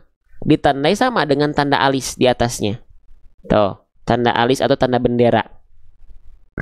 Ya. Nah, cara ngebedainnya gimana? Kalau teman-teman baru belajar, ya, biar simpel gimana? Biar simpel, teman-teman sekalian, ambil persamaan antara mad jaiz dan mad wajib. Kalau mad wajib itu, mad wajib muttasil dibacanya boleh 4 atau 5 harokat. Kalau mad jaiz 2, 4 atau 5. Maka biar simpel, ambil persamaannya aja antara mad jaiz dan mad wajib. Buat belajar pertama-pertama gitu ya. Kalau ada tanda alis, dibacanya 4 atau 5 saja. Mau dia mad jaiz, mau dia mad wajib, ambil 4 atau 5 harokat saja. Ya, 4 atau 5 harokat saja udah. Oke, samain aja. Setiap ada tanda alis, ombak, gelombang, pedang, teman-teman bilangnya bebas apapun itu, dibacanya 4 atau 5 harokat saja. Sudah. Cuman kalau misalnya alisnya, ya, alisnya perhatikan, atau ombaknya berjumpa dengan tanda tasydid, maka ini bukan 4 atau 5 harokat. Tapi dibaca harus 6 harokat. Karena hukum tajwidnya namanya adalah mad lazim. Nah, itu trik simpelnya buat yang baru belajar dulu nih. Ya. Oke. Halo, capek ya? Udah mulai capek ini? Kelihatan ini mah, kelihatan capeknya banget ini mah. Ya. Oke. Sip. Nah, kalau mulai capek kita terakhir, habis ini udah beres. Ya, ini mad lazim namanya. Dia dibaca boleh boleh 6 harokat saja. Nah, kalau cuman alis aja nggak ada tanda tasydidnya, pilih 4 atau 5 harokat. Kalau dia ada tanda tasydidnya, dia 6 harokat. Kalau dia nggak ada tanda tasydidnya, maka dia dibaca 4 atau 5 harokat. Itu simpelnya. Ya. Oke. Sip. Maka ya udah simpelnya teman-teman, nggak perlu dibahas dulu beda atau sama, terpisah atau tersambung. Setiap ada tanda alis seperti ini, ya ini saya hapus dulu deh ya, terlalu rame ya. Nih, dibacanya 4 atau 5 harokat saja. Ya. Jelas? Paham? Nah, nanti dimudahkan. Pakai Al-Qur'an yang kami pakai apa? Di atasnya lihat dikasihkan tanda warna biru ya di sini. Ini bukan biar bagus aja, bukan. Ini tuh untuk mempermudah teman-teman. Yang kita bahas tadi apa? Mad wajib mutasil. Ini MW itu apa? Mad wajib mutasil. Cara bacanya gimana? Panjangkan 4 atau 5 harokat. Kenapa di sini nggak ditulis 4 atau 5? Karena biar teman-teman baca mad wajib mutasilnya konsisten. Ya, gitu. Mad wajib, mad jaiz boleh sama-sama 4, boleh sama-sama 5. Ya, tapi harus konsisten. Kalau mau 4 harokat, maka setiap ada mad wajib 4 harokat semua. Mad jaiz juga sama, boleh 2, boleh 4, boleh 5. Teman-teman sekalian, ya, gitu. Tapi harus konsisten, pilih salah satu. Kalau mau 2 harokat, mad jaiznya setiap menemukan mad jaiz 2 harokat lagi. Kalau mau 4 harokat, ya semua 4 harokat. Gitu. Ya, makanya di Al-Qur'an ini dijelaskan panjangkan saja 5 harokat, konsisten di 5 harokat, enggak 4. Biar apa? Biar teman-teman konsisten. Tapi kalau teman-teman udah ngerti, saya mah pengen 4 harokat aja, boleh. Tapi konsisten 4 harokat. Ya, gitu. Boleh lebih nggak Ustadz? Gimana ya? Boleh lebih nggak ya? Ini kayak lagi nawar. Boleh lebih nggak? Ya, diupayakan tidak. Karena itu aturan mainnya. Gitu. Ya. Oke, mau sepanjang apa emangnya teman-teman? Boleh lebih itu mau sepanjang apa? Takut kelebihan, makanya pas latihan.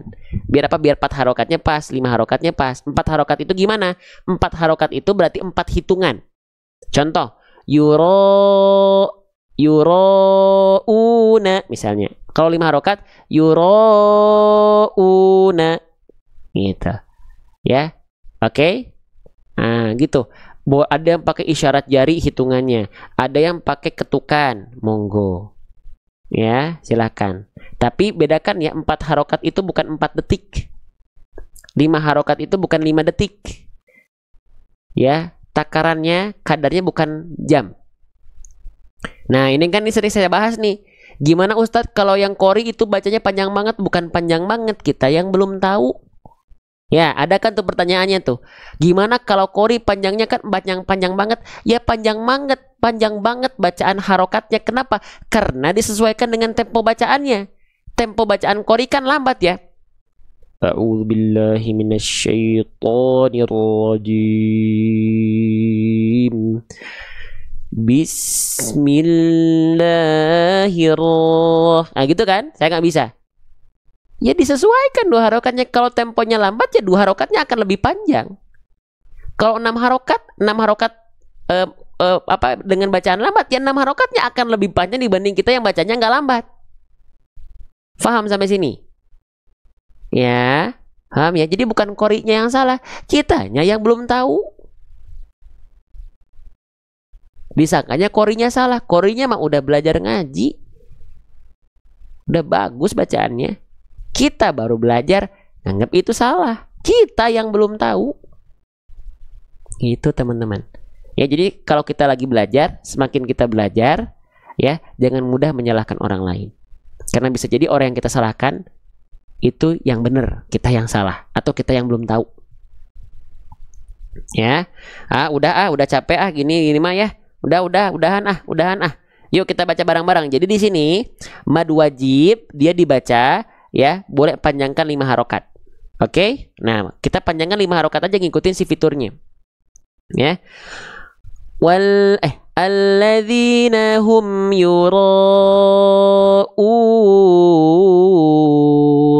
Nah, nanti sisa yang nanti kita lanjutkan besok jadwal dini hari, ya. Oke, kita baca dulu bareng-bareng ayatnya teman-teman sekalian. Siap ya? Teman-teman, saya pengen nanya dulu nih sebelum kita baca terakhir. Bagi yang masih mendengarkan silahkan dengarkan, yang mau masuk grup silahkan dengerin sampai akhir. Siapa teman-teman yang senang belajar seperti ini boleh komen. Jadi yang dibahasnya bukan hukum tajwid, kita bahas kan tadi. Tapi nggak hukum tajwid aja yang kita bahas di sini. Kita akan lebih berkutat di huruf. Huruf, makhraj, gambarnya gimana, pelafalannya seperti apa, contohkan pelafalannya, apakah dia tebal, apakah dia tipis, kesalahan bacanya seperti apa, itu yang kita bahas. Itu yang kita bahas. Ya, itu. Oke, itu yang kita bahas. Sekarang pertanyaannya, teman-teman, ya, boleh ya sebelum akhir ya. Kita udah belajar 1 jam 45 menit. Oke, nih, kalau misalnya dalam satu Quran, teman-teman baca, semuanya ada dalam satu Quran. Praktek bedah tajwidnya ada 1510. Pembahasan hurufnya ada 28 huruf, semuanya dibahas. Ya. Terus yang buat yang nafasnya pendek ada semua di sini tempat berhentinya. Yang pengen pakai murotal ada 604 video murotal Al-Qur'annya. Ya. Oke. Ya. Belum lagi teman-teman bisa dapat free 5 Quran digital. Qurannya Quran belajar. Belum lagi teman-teman dapat kamus Arabnya. Ya. Belum lagi teman-teman dapat terjemah per kata, terjemah per tema, per ayatnya. Bedah tajwidnya seperti ini, dan ini fitur ajuan kami. Belum. Ya, ini dapat fitur ajuan dari kami nih. Ini fiturnya asalnya nggak begini.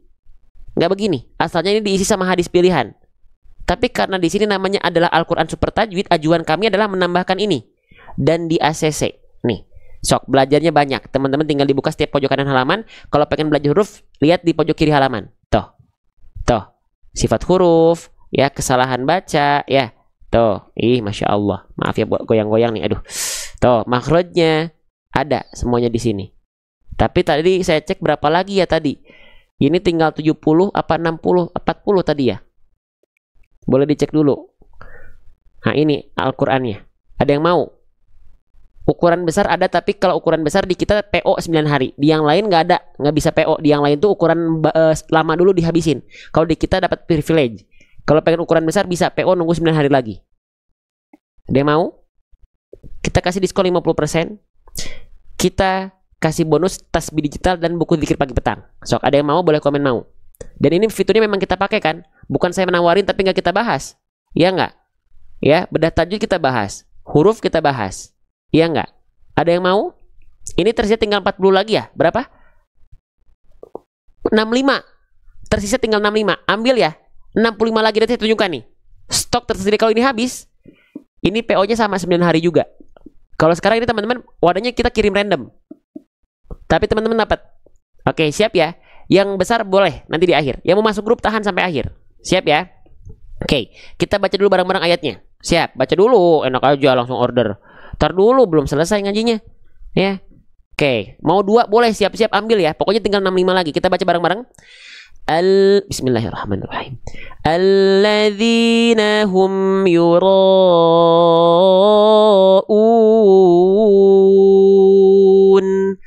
Alladzina hum yura'un.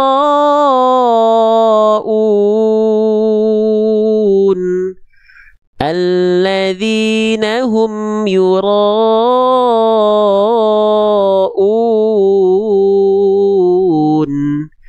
Sadaqallahul azim.